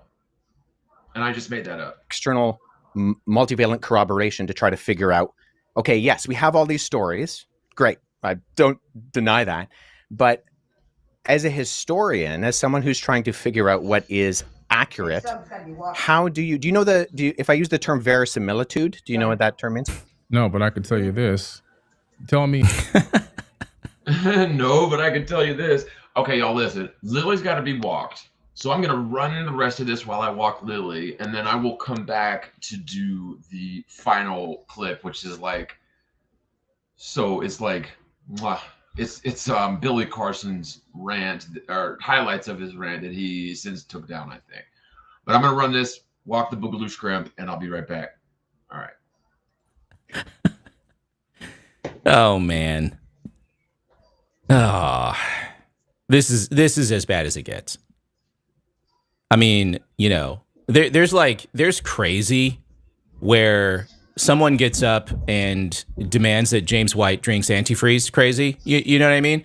But this is awful. Verisimilitude is just a highfalutin word that refers to the appearance of truth. Anyway, notice also Huff is, you know what he's doing? He's framing the discussion for the audience around the proper ways to understand this topic, right? So again, this goes back to what you've heard me say many times on this channel and in these videos, which is laying a framework. Huff is doing it here. And he's doing it all at the same time. You know, he's, number one, he's destroying Carson's credibility while at the same time establishing his own bona fides, his own credibility, while also helping the audience understand how they should be thinking through this entire issue. This is masterclass level stuff, guys. Very well done for Huff. Very well done. He is not a person to be trifled with on the debate stage. See how the Dogon tribe saw Sirius B, knew the orbit of Sirius B, a trinary star system, accurately, and can show you the orbit with a special tool that they made that was given to them by these people. How do they know the shapes, the sizes, the colors, and the orbital pattern of all these planets in our solar system and other star alignments that they would use to have something called the Ziggy and planet and their own harvesting? And so notice Carson has changed the subject and not answered the question. The question was, what is your methodology to confirm historical claims? Carson has decided to not answer that question, and now he's just asking his own question. Again, this should be called out. Carson should answer the original question before moving on to something else. By the way, I'm not sure if this is clear so far in the debate, but Carson has been annihilated. At this point, Huff is, he's just batting him around, you know, like he's a little tiny bunny rabbit inside Huff's big bear paws. You know what I mean? So planting and so forth and so on. That's not enough evidence that there's something. Well, I'm not aware of that particular case. And even, I mean, I would grant that, you know, the ancient people are far more technological advanced than we give themselves credit for. Just because they're ancient doesn't mean they're stupid. I am well aware, as someone who has done both investigation in the past and done archaeological analysis, that is a reality. My question is simply, okay, you have these stories or you have these accounts, you're referring to them as eyewitness testimony.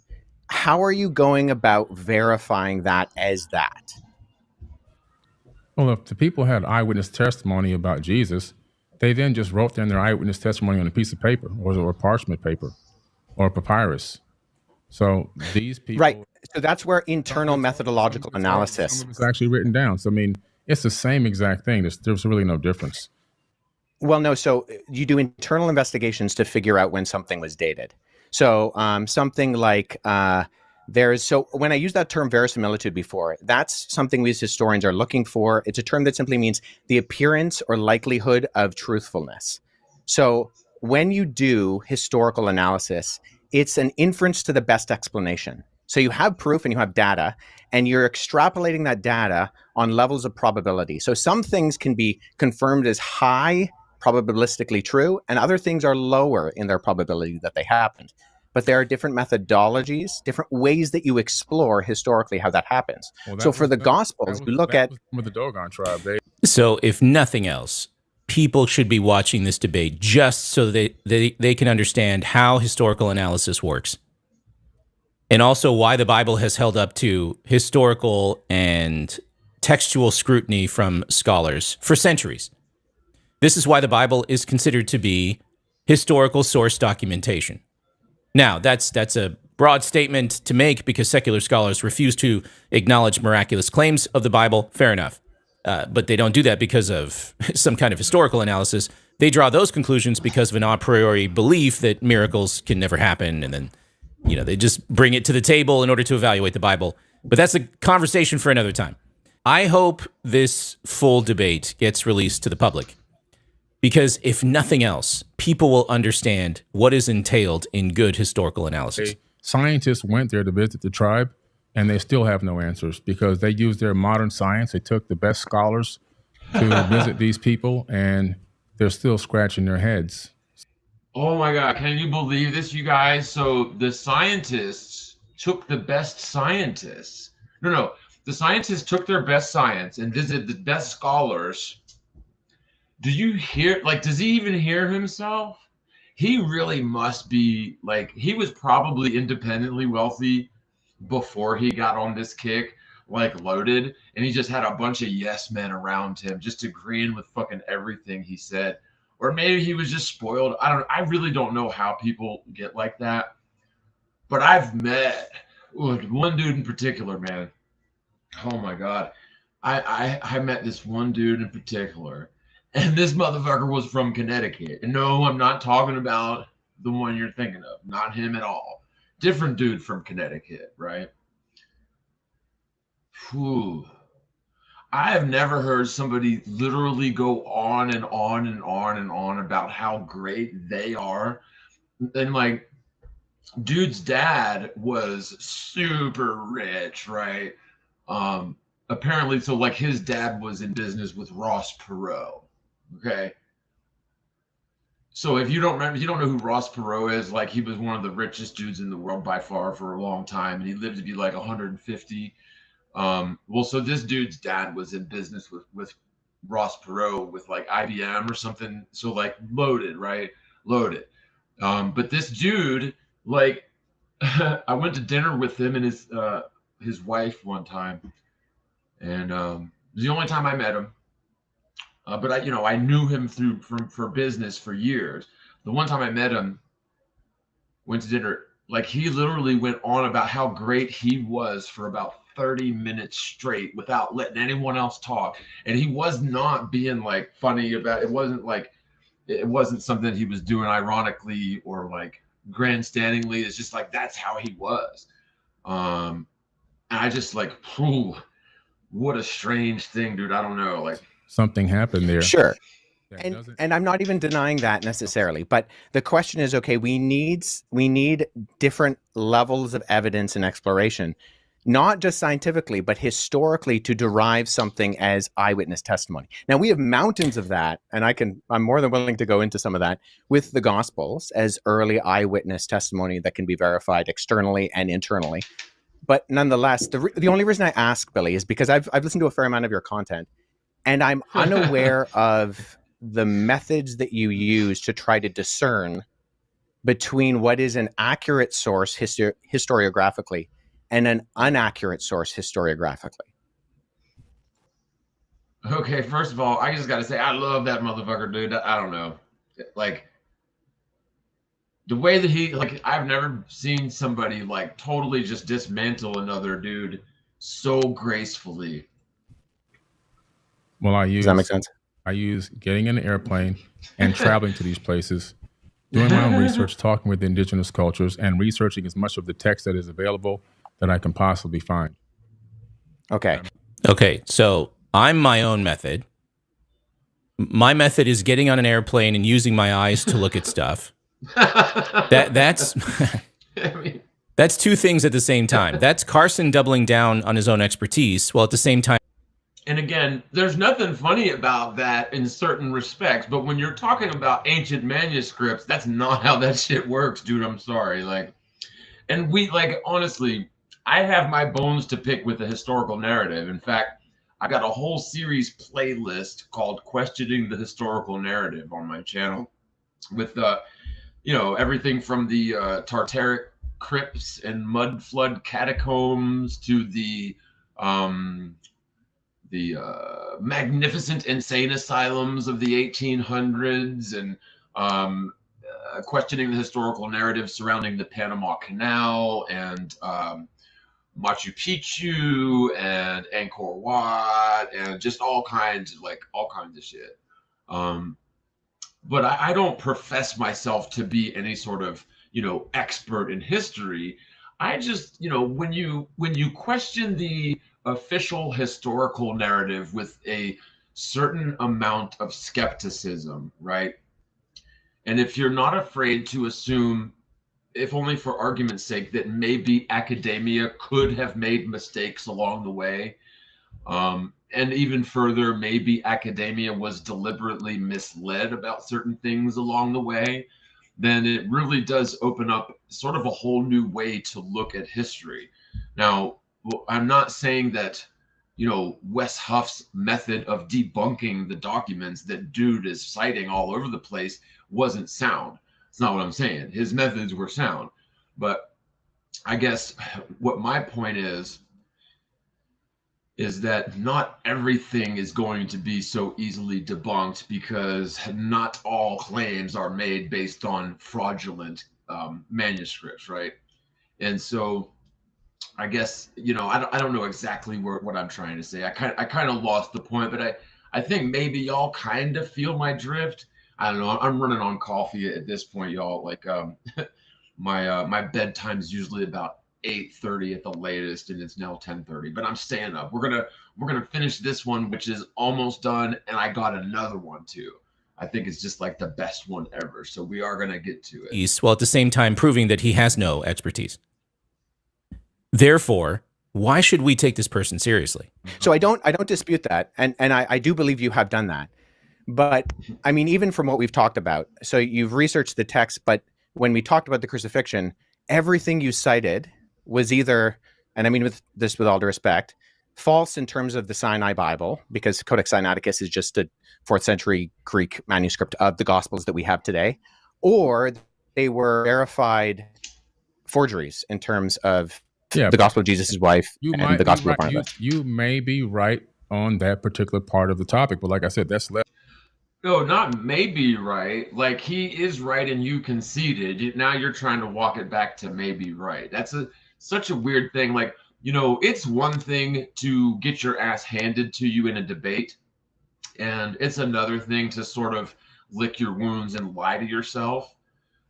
But it's another thing entirely to, claim that you didn't even lose the debate and start making excuses as to why it appeared that you lost, right? Which is exactly what dude's about to do in a minute on his rant. That's less than 0.1% of the information that In other words, you busted me. I don't know what I'm talking about, and I've made up claims. But I've said other good stuff, guys. So even though my credibility and faux expertise has just been obliterated on social media, you can still trust everything else I say. Nah. Right. And, it is just an interesting sort of thing to think about. Like, how did we get here? Like, how did we get to the point where so much energy and wealth is being thrown at people like Billy Carson, who are just, in my opinion, absolute charlatans, who are being somehow promoted on this world stage, and they're pushing narratives that are, abjectly false, like definitely just like nonsense, right? But so many people fall in line with that narrative and just agree with him because, he talks a good game and he has old books to point to and proclaims himself an expert. And, the mainstream media promotes him and elevates him, so he must be an expert, right? I mean, this dude is like the Bill Nye the Science Guy of history, right? He should have been called, Billy Carson, the history dude or whatever. I don't know. But I mean, that's about the level of his expertise, you know, which is clearly on display after this debate. But again, how is it that people like that? I mean, another example would be like Diddy. Like, what is it about just these questionably moral men, right?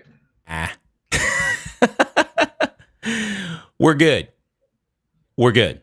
Huff has just done yeoman's work in exposing Billy Carson. And I'd say he did all of that by being a well-prepared beast of a debater. He obviously came prepped. He knew what he wanted to hit with Carson, and he just went at him with strategic leading questions and then just followed up with substantive rebuttals. Brilliant. Okay. Let's see more debates from Wes Huff. You know, the internet space needs somebody like him. Amen. Yeah. I mean, again, so like when you're dealing with history, though, I think that historians, like academians, put way too much weight in the validity of what is in books, right? Because it's one thing to debunk someone because what they're citing is a forgery, but it's another thing to go along with narratives because you've been convinced that the writings are legitimate, whether it's by your methodology or whatever, right? But like, I guess what my point is the architectural story of America is different than the story that we're told in official American history that we learn in school, okay? And not just a little bit different and not just like sugar-coated or like fluffed up or couched or whatever or nerfed, right? But substantially different to where, like, I think that there's very good evidence to support the claim that there was an intact civilization already extant in America prior to the colonization period, right? And I've got tons of videos detailing these architectural stories, right? So if the architectural story disagrees with the stories that are in the books, what then? Well, then they have an entire, they have a whole process for that where they marry the architecture with the books. But if you actually go into the narrative of those books, like I've done it on tons of videos questioning the historical narrative, the shit doesn't make sense. Like if you actually think about it and question what you're being told, there's contradictions in the narrative. There's problems with it. There are inconsistencies. There are things that just don't add up. Just to give you one example off the top of my head, but so this was in Chicago. Okay, so in Chicago, there was this dude that sold a bunch of land to the state. No, he donated a bunch of land to the state, right? But like when you start asking the question, okay, fuck, I'm not gonna do this justice. I'm firing on no cylinders, y'all. Watch the video. So questioning the historical narrative, Chicago. Just watch it, okay? I've already done a whole video on it, and I'm not gonna do it justice. There's literally 1 minute left on this video, so let's round this one out before we get into the next video. Amen. All right, now it's your turn. What did you think of this bloodbath, or I should say debate? Did Billy Carson win, or did Wes Huff, in your opinion? Let me know in the comments below. I'd love to get your thoughts. Hey, if you liked this video, then you're going to love my debate series. Principal filming is complete, and it will go live hopefully very soon. We're going to track the principles of good debate. We're going to track philosophy of winning, all that stuff, and more. So check back here for that announcement. I think it's going to bless you tremendously when it goes live. The way to get sneak peeks, by the way, to the debate series is to jump over to my Patreon community right now and join my Zooms with top supporters, because we're previewing the various episodes as they are being edited. Also, you can get access to videos like this before they drop on YouTube. You can also see exclusive live streams. You can even... The only reason I'm playing this to the end was I was hoping that dude was going to plug his channel name before the end, because that way y'all could go and sub to his channel if you want, but it doesn't look like... You can even read the Bible with me. Definitely check out the link to the Patreon below. Hey, I'll return soon with more videos, but in the meantime, I'll say bye for now. Okay, so The Wise Disciple was the name of that channel right there. If you like that dude's work, definitely go give him a sub.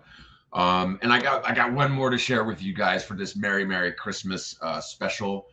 It is now 10:48 p.m. Eastern on December 24th, 2024, and I love that date. Just something about it, just the divisibility of it. 12, 24, another 24 for good measure. Love it. I don't know, something about it is just a good date. It's a good times. All right. And you know, before we get into this last video, in case anybody missed the beginning of the show, we're gonna do the and now y'all are just gonna run that have been through the whole thing, but we're gonna do the "It's okay, you can admit it," because it's just so much fun.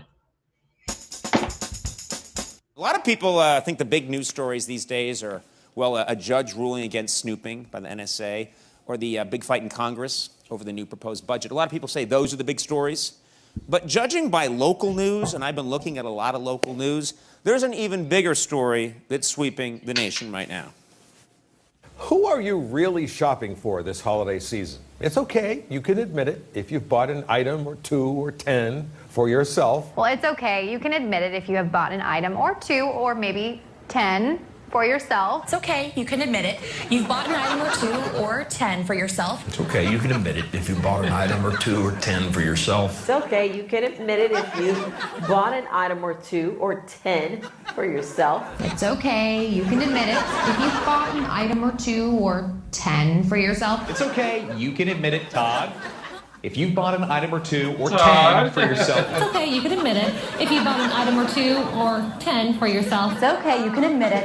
If you bought an item or 2 or maybe 10 for yourself. It's okay, you can admit it. If you bought an item or 2 or 10 for yourself. It's okay, you can admit it. If you bought 1 or 2 or maybe 3 or 4, maybe even 10 items for yourself. It's okay, you can admit it if you bought an item or 2 or 10 for yourself. It's okay, you can admit it. If you bought an item or 2 or 10 for yourself. It's okay, you can admit it, if you've bought an item or 2 or 10 for yourself. It's okay, you can admit it if you bought an item or 2 or maybe 10 for yourself. It's okay. You can admit it if you bought maybe an item or 2 or 10 for yourself. Is it okay? You can admit it. If you bought an item or 2 or 3 or 10 for yourself. It's okay. You can admit it.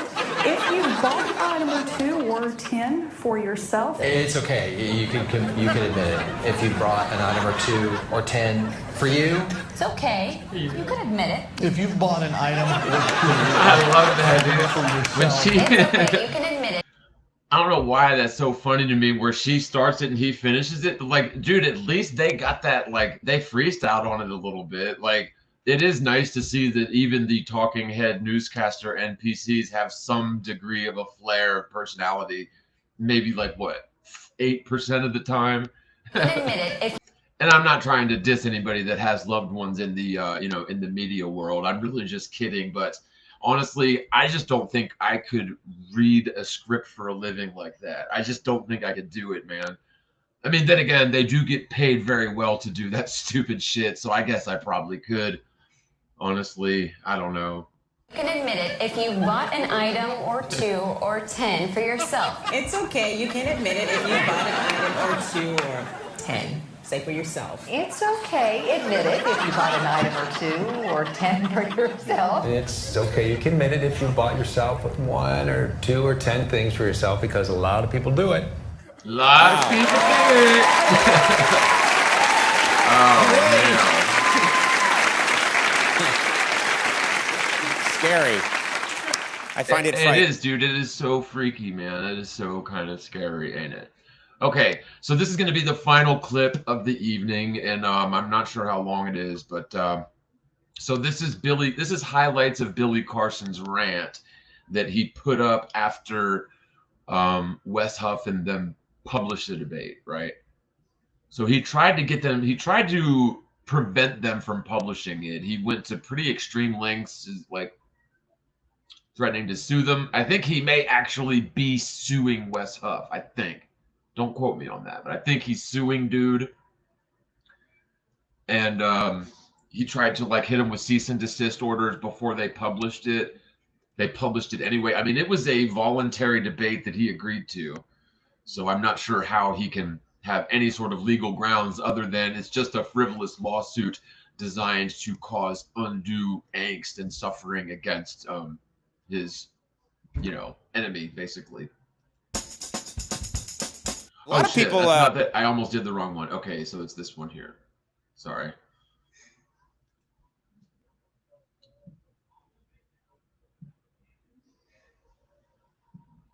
What is this video about today? Billy Carson exposes fake debate video. The Billy Carson situation just got sad. After calling an emergency live stream to debunk the fake debate, Billy Carson goes on to literally debunk one of his own claims in the video without even knowing it. Billy Carson finally decided to have a conversation with a Christian, and it did not go his way. Wes Huff ended up embarrassing Billy. Some would even say a career-ending debate on Billy Carson's part. But what came next was a slew of cease and desist notices to the moderator, Mark, to Anton, who set this thing up, and to Wes himself. But what makes all this even more embarrassing is Billy Carson's live stream. Over 3.5 hours with him explaining why he didn't perform well, why there is a mass conspiracy of Christian mafia and cabal leaders looking to take him out, him still being under the weather during this appearance. Kind of like when Logan Paul lost his boxing match and said I had a bit of a cold. I'm sick. I woke up sick. I've been sick for the past 3 days. The first thing I did this morning was sneezed.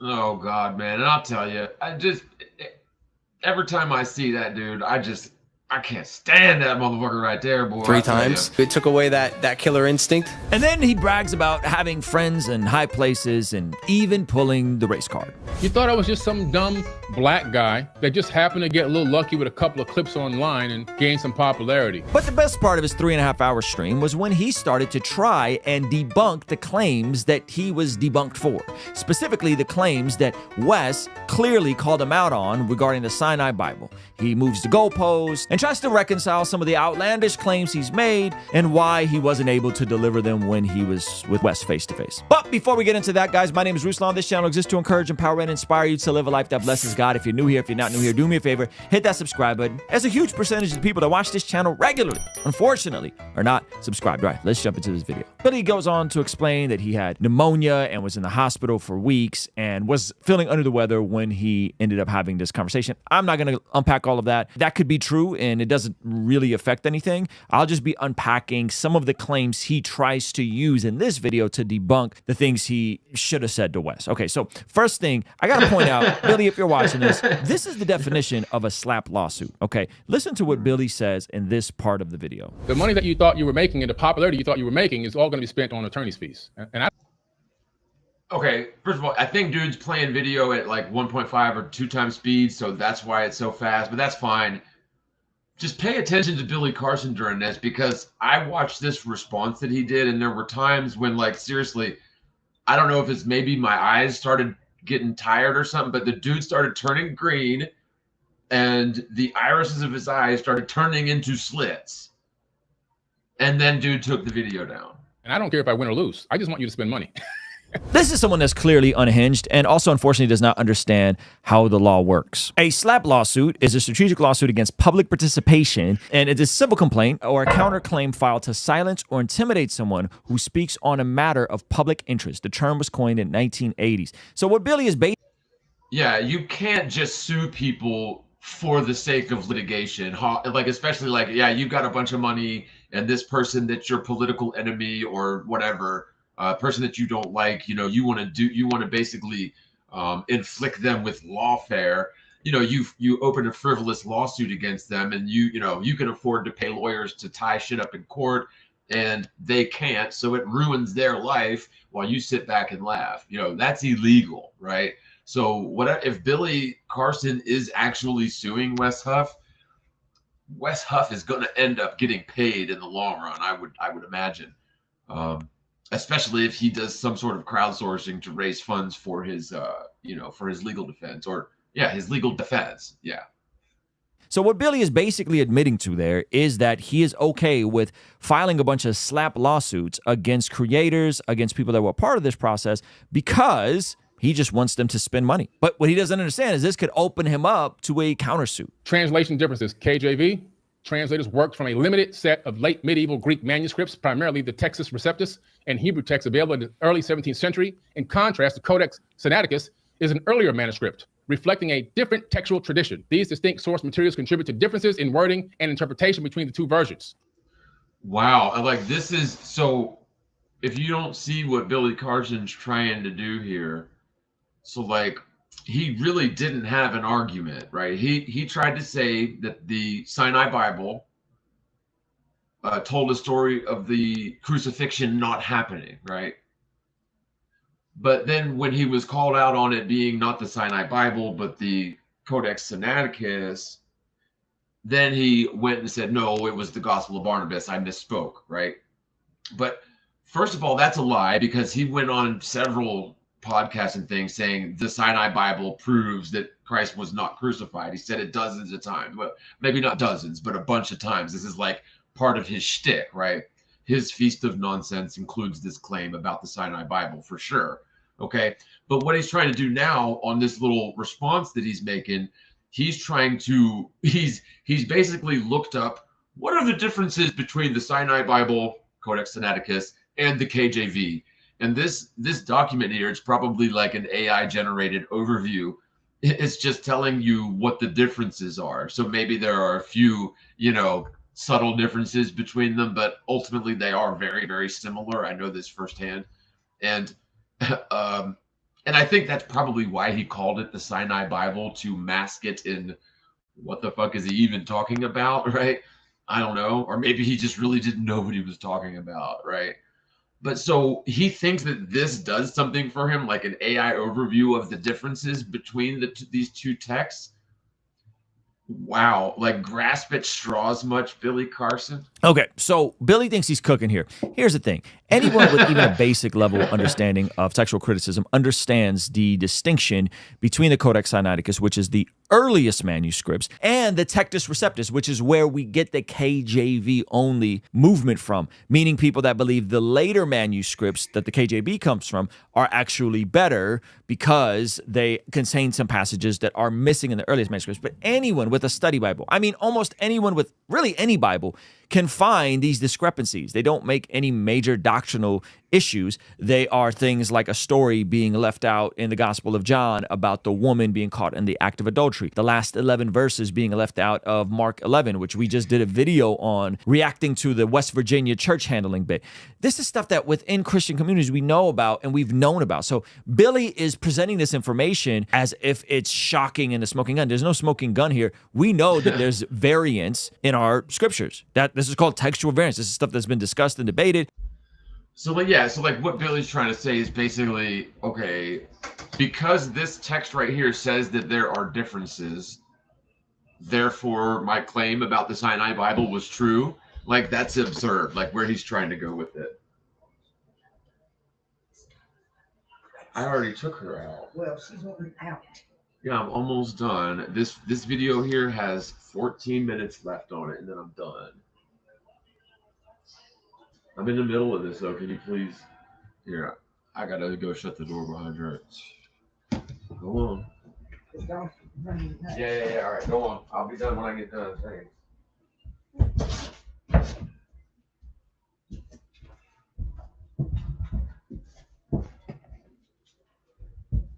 Sorry, y'all. Okay, here we go.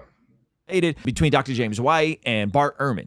Nothing new here. The variations between the Codex Sinaiticus and the KJV have led to differing theological understandings. For example, the absence of certain passages in the Codex Sinaiticus, such as the longer ending of Mark, affects narratives concerning the resurrection and ascension of Jesus. These differences highlight the importance of textual criticism and biblical studies to understand the development and transmission of biblical text over time. Okay, so let's just concede that point. Let's just say that the last 11 verses of Mark don't talk about the resurrection and the ascension of Jesus, which they don't in that specific translation and that not being in there. But that's not what Billy was arguing.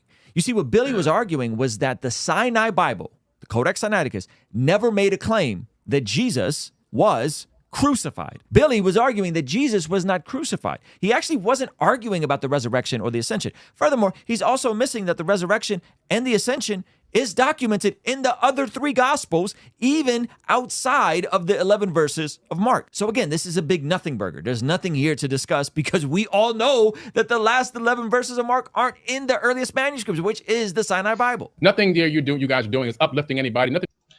And, like, good point. Agreed. But again, this is sort of why I try to steer away from debating manuscripts, right?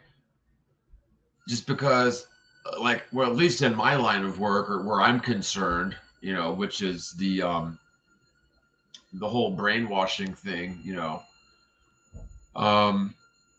But debating manuscripts or like picking apart manuscripts doesn't really do a lot, right? I mean, in terms of measuring the Earth for curvature or trying to figure out if we're spinning supersonic like.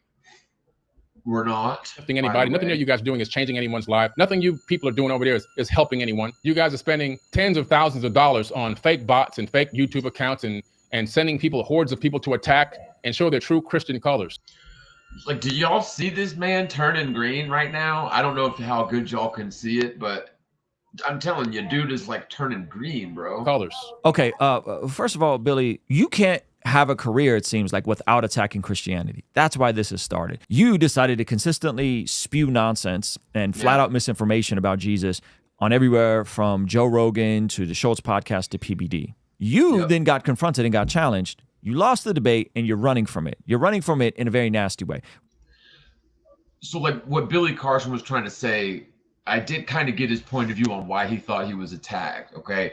So like the guy that was the moderator that was definitely very cozy with Billy, like their buddies and neighbors, like him and Billy hang out sometimes from what I gather.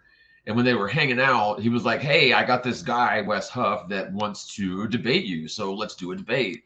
And Billy Carson was like, okay, well, let's do a debate, blah, blah, blah. I don't know, you know, I wasn't there for the conversation, but he agreed to it, right?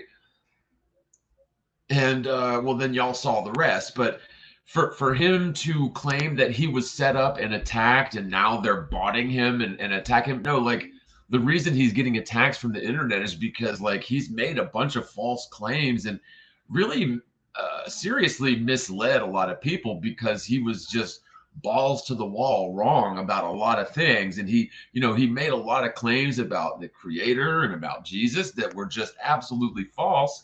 And, you know, karma's a bitch, Billy Carson. A nasty way. Regarding people sending bots and accounts, my brother, all you got to do is look at this video and see that the most liked comment on this video is, for me, a verified account here on YouTube with over 670,000 subscribers.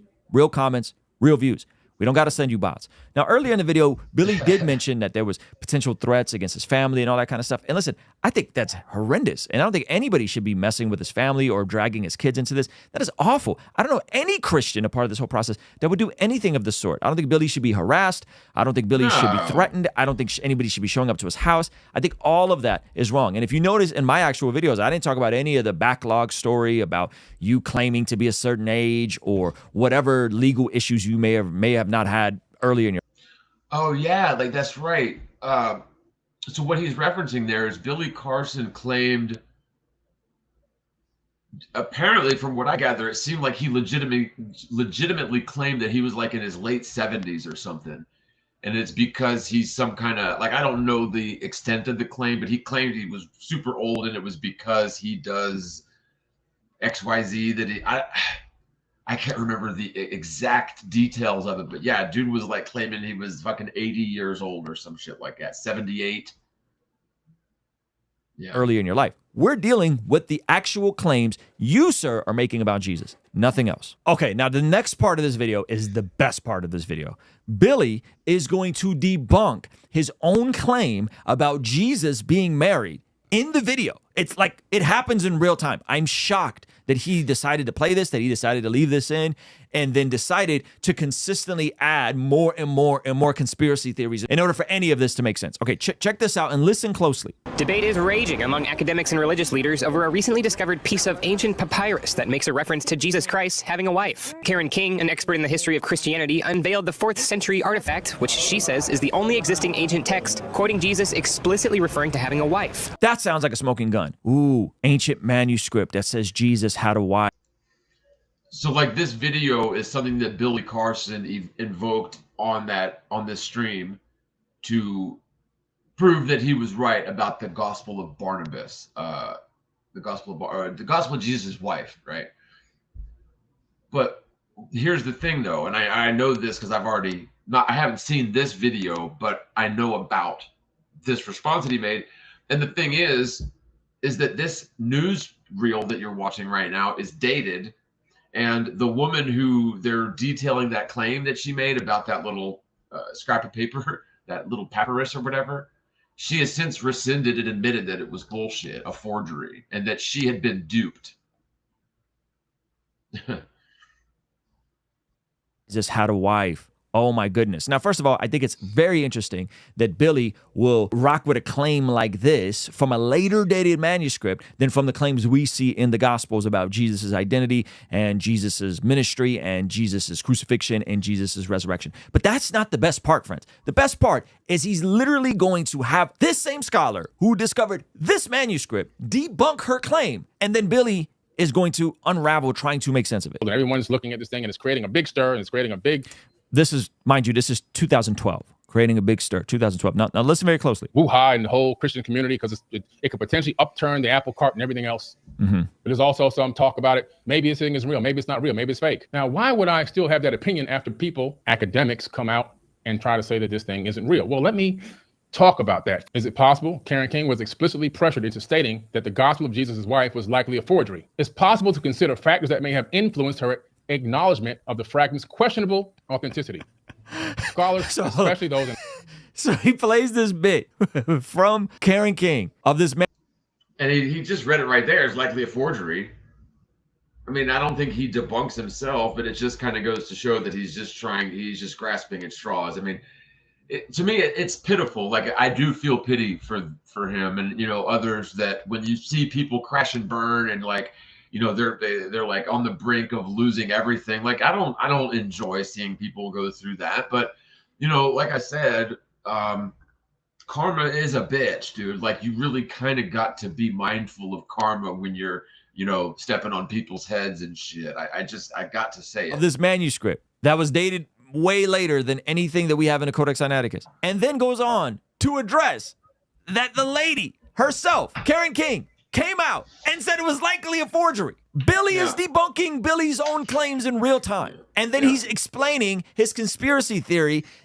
And I'm not using that as a pejorative. This is literally Looney Tunes. He's explaining the reason why she came out. Instead of just coming out and her acknowledging that what she found was likely not real, it wasn't authenticated, he is now trying to explain why that did. So let's look at his actual explanations. Influence her acknowledgement of fragments' questionable authenticity. Scholars, especially those in high profiles, can have significant academic, institutional, and public scrutiny. So he's creating reasons on why she decided to debunk her own manuscript. The manuscript that he found that says Jesus referred to Mary as his wife, which is dated way later than anything in the Codex Sinaiticus in Sinai Bible. He's in real time debunking his own claim. So here's my point though. Like, okay, and I am not one to claim that Jesus had a wife or didn't have a wife, or it doesn't make much of a difference to me. But I don't think that any words in any book that you're ever going to find are going to prove or disprove whether or not Jesus had a wife. Okay. Now, if you go making the claim, Jesus had a wife based on this book, and the book turns out to be a forgery, of course your claim is then debunked if that's all you got. But what I'm saying is, your claim is debunked, but it doesn't prove that Jesus didn't have a wife, is what I'm saying. Okay. Now, I guess the reason that I would even say something like that is because obviously in the Christian church, there is a huge dogma, a huge piece of the dogma is that Jesus never knew women, right? And, the thing about that is, I find it really hard to believe that, okay, consider the fact that marriage being between a man and a woman in modern sense is a Christian value, right? So we have this whole huge debate about marriage between a man and a man. It's Adam and Eve, not Adam and Steve. Marriage is only between one man and one woman, and that's a Christian value, is it not? And, the reason that is considered as a Christian value is because before Yeshua's walk, before the advent of Christ, it was commonplace for rich men to have multiple wives and concubines and slaves, right? And so like the female slaves would be their whatever you want to do slaves, and their male slaves would be eunuched, castrated, right? So that they wouldn't present a threat to the many wives of this rich man or his many side hustles too. So like if you chop dude's balls off, he's the better servant, right? Because you don't have to worry about him getting down with your wives or your concubines or the other slaves, right? Because you don't want a bunch of babies running around your concubine's house, right?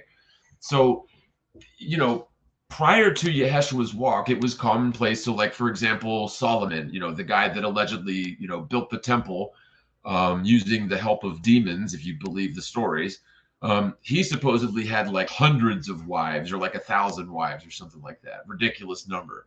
So, you know, to say that that is against the design of the creator, like one rich man having all the wives and cutting the balls off of everyone else that's his slaves, that's against the design of the creator, okay? And the fact that marriage is between one man and one woman being a Christian concept, so it is something that changed after Jesus's walk, to me, that is just an important piece of evidence, right? The fact that the Catholic Church banned their priests from marrying is another big piece of evidence to me, because like the Catholic Church kind of does everything ass backwards and opposite of the way that Yeshua would have done it, I think.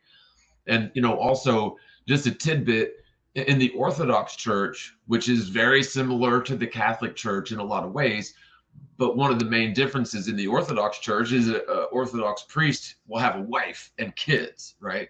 So like this concept that priests shouldn't be married, or like any priest worth his salt would never be married, duh.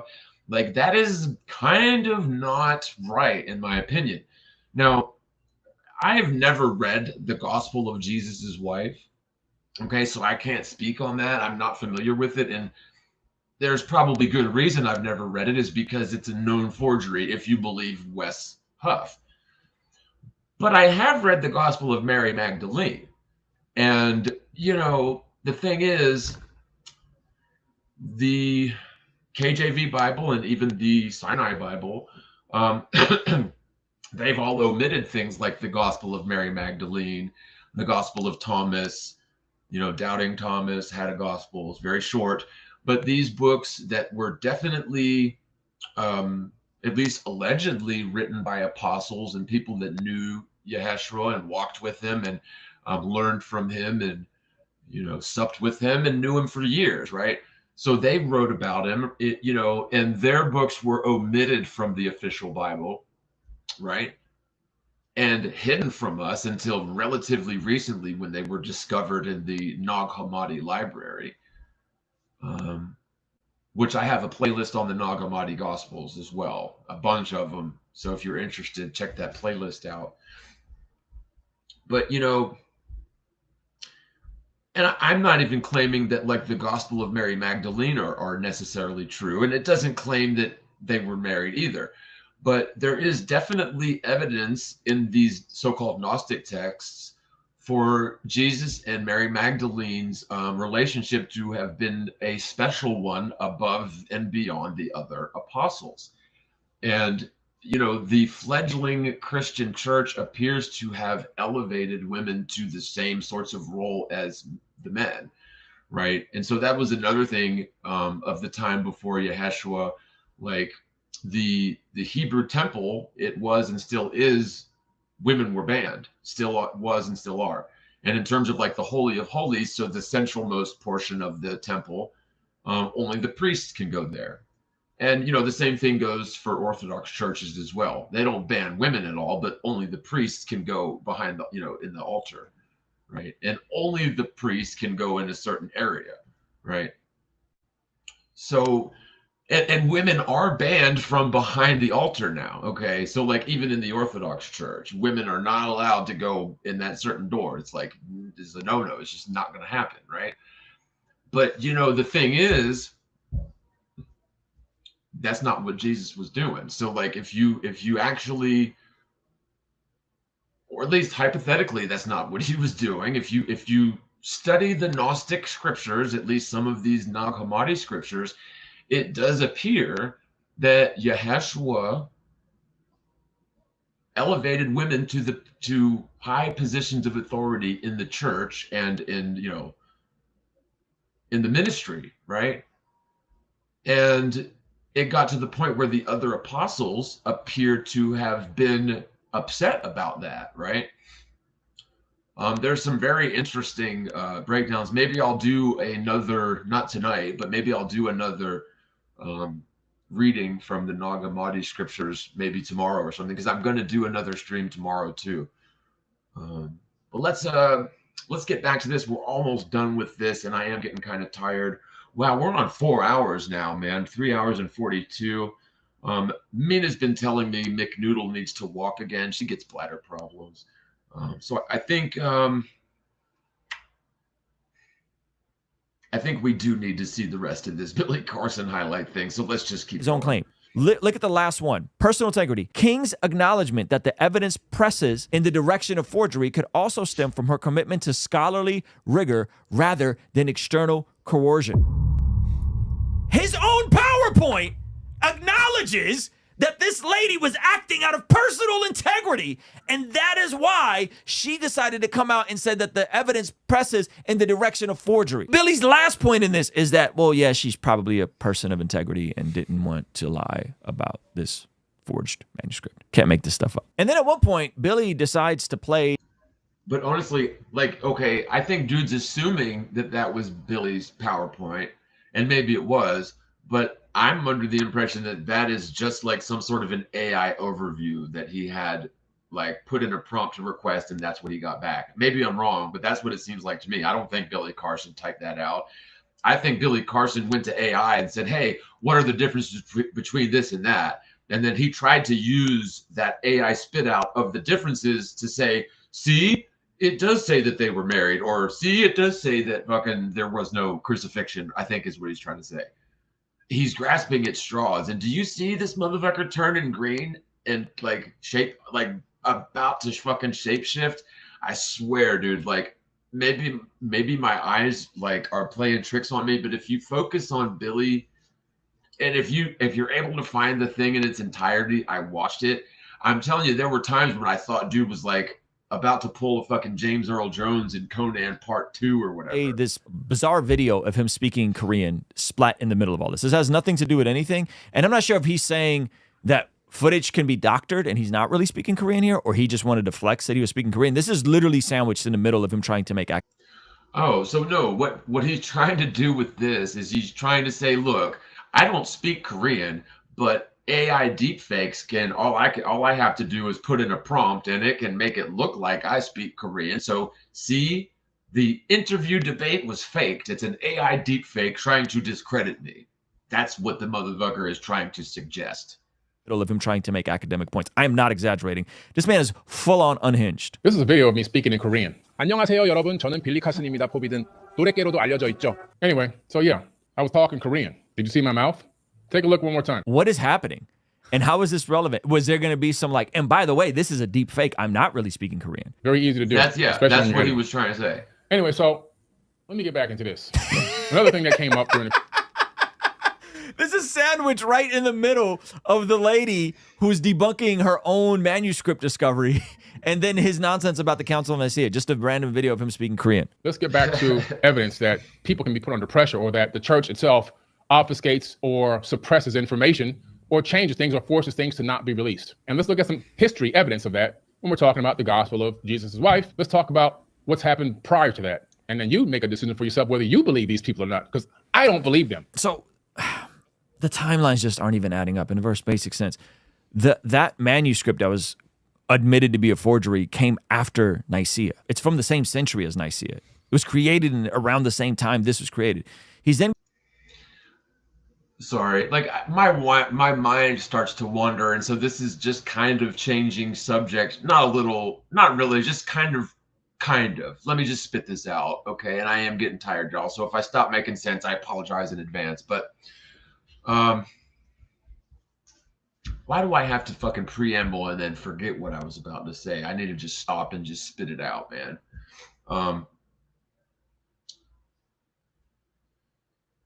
Okay, so in the early Gnostic church, no, let me say it this way. So like if you read Acts again, right? One of the letters, I forget to which church it is, but it says something about the women not acting right, right? So it's like a letter to one of the churches in Acts, right? I think. Not Acts. The letters from Paul, I fucking forget. I'm sorry, y'all. Like, my mind is a scramble, but it's the one where it's like a letter to the church, and he's saying, you're doing this well, but I have my reservations about you, and it is this. And one of them, it's talking about the women are doing ungodly things in the church or whatever, right? But, you know, I think that there's a bit of evidence for what I'm trying to say with that. Okay, so like, overarchingly, it doesn't make a difference to me whether or not Yeshua was married or had a wife. It really doesn't make any difference. But if it turns out that the Catholic, you know, the Roman Hebrew hierarchy has been trying to mislead people about that for some reason, if that turns out to be true, then I think it's important that we learn the truth about that, right? So like, okay, to me, if you just think about it in the context of a man that's growing up in that era, you know, in the biblical era, whatever timeline that is, it would be pretty unthinkable, especially for a Hebrew man coming of age. It would be unthinkable for him not to find a wife, quite frankly. Okay. And for, you know, for the Bible to claim, or for the dogma to claim, that Yeshua never had a wife because he was just too godly, you know, I just really, I can't get on board with that argument anymore. Like, here's one thought of mine on it. So before the crucifixion on the Garden of Gethsemane, if I'm saying that right, and he's like sweating bullets and like, you know, praying to, you know, your will be done, Father. And, you know, if I had my will, let this cup pass before me, but if it's your will, then so be it, basically is the prayer, right? On that evening, right? The last night before he gets taken away. So he knows it's coming, and he's like, you know, if I have my way, let this pass, but if it's your way, so be it. Okay. But he really was not wanting to go through with the crucifixion, with his, you know, passion, right? He didn't want to do it, or he had reservations. It was something that, for whatever reason, he had something worth losing here on the mortal coil, right? And I'm sorry, but for somebody that's, you know, painted as basically God on earth by the Christian dogma, which I disagree with that too, by the way, God on earth thing. But for someone who's painted as God on earth, who knew that he was going to do this and it was all good because he's just going straight to heaven, what exactly is he sacrificing? Because in my opinion, the only reason, or the only way that his sacrifice could have held any sort of meaning whatsoever would be as if he had something to lose here on the mortal coil, right? And what could be the most important thing to lose but your family, right? Especially back then, they didn't even have, you know, Coca-Cola or whatever. I don't know. You know what I mean? But they certainly didn't have the sort of plastic things that we have now, if you subscribe to the official narrative, of course. So we'll go with that. But really, though, like, honestly, why would he be wanting that cup to pass before him if he finally got to be rid of these stick-necked people that he was stuck with this whole time? Like, I just, you know, I can't really just wholeheartedly get on board with that anymore, especially when juxtaposed that with the fact that the deceptive Roman Catholic Church has banned their priests from marrying, right? You know, I think that Yeshua was exposing the synagogue of Satan for its evil ways. And if you actually follow some of these Gnostic, so-called Gnostic texts, and just sort of go with them, it definitely does appear that there is some evidence that you're not going to find in the KJV or the Codex Sinaiticus. But these other texts that were proactively banned by Rome, I think there's a big possibility that, you know, and it doesn't make that big of a difference to me that maybe he did have a wife. Okay. And, you know, if he did, why is that such a big deal to people? Like, honestly, I don't understand why it's such a big deal one way or another. Like, I guess I do kind of understand it, because Christians, for the most part, in the dogma have been basically like suggested into this belief in things like burnt offerings and blood offerings and sin offerings, right? So like the ancient Hebrew belief was, if you sin a lot, you just go and kill a goat and you're good, because the goat's blood covers up your sins, basically. That's the very short version of it. I don't agree with that. I think that's absurd. And I think that anyone who does something like that has lost their fucking mind, quite frankly. Okay. But so, and I think most Christians would agree with me on that. Like, burnt offerings are a waste of time. And I think if anything, you're probably losing brownie points with the actual creator by doing things like murdering an innocent animal, right? But for whatever reason, they've convinced us that sin offerings work. And most Christians' faith is built on that sin offering, right? This concept that Yeshua was supposed to have been murdered on the cross, and he was murdered on the cross to pay for our sins retroactively, right? But, you know, what if that's not the whole story? Like, what if there's more to it that was hidden from us by the likes of Rome and the synagogue of Satan? You know, the ones that murdered Yeshua and then took over the Christian movement and made sure that the early church was murdered and made sure that their teachings were obfuscated and burned. And anyone who was caught with books other than the official approved books of Rome were basically put in prison and brought to justice, and their books burned, you know? So like, you know, I just think that it's pretty much goes without saying that there's definitely some things that we're missing about actual Christianity. The synagogue of Satan and the Roman Catholic Church have gone to great lengths to cover up things from what Yeshua was all about, right? And I just think it's naive of us if we just go with everything that the Roman Catholic Church purports.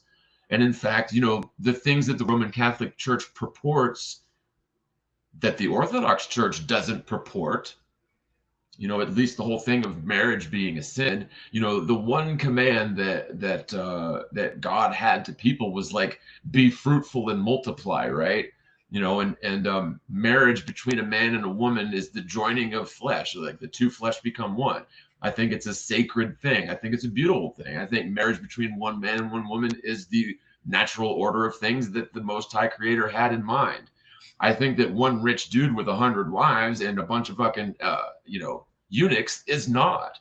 And I think that Yeshua came on the scene and changed that somehow. And I just think it's kind of ridiculous to assume that Yeshua never knew a woman because the Catholic Church said so. You know, again, I really don't care either way. I know it probably seems like I'm like for one way or another. I'm just not for deception. Okay, I am interested in the truth about this, because if they are hiding this for some reason, if it's being hidden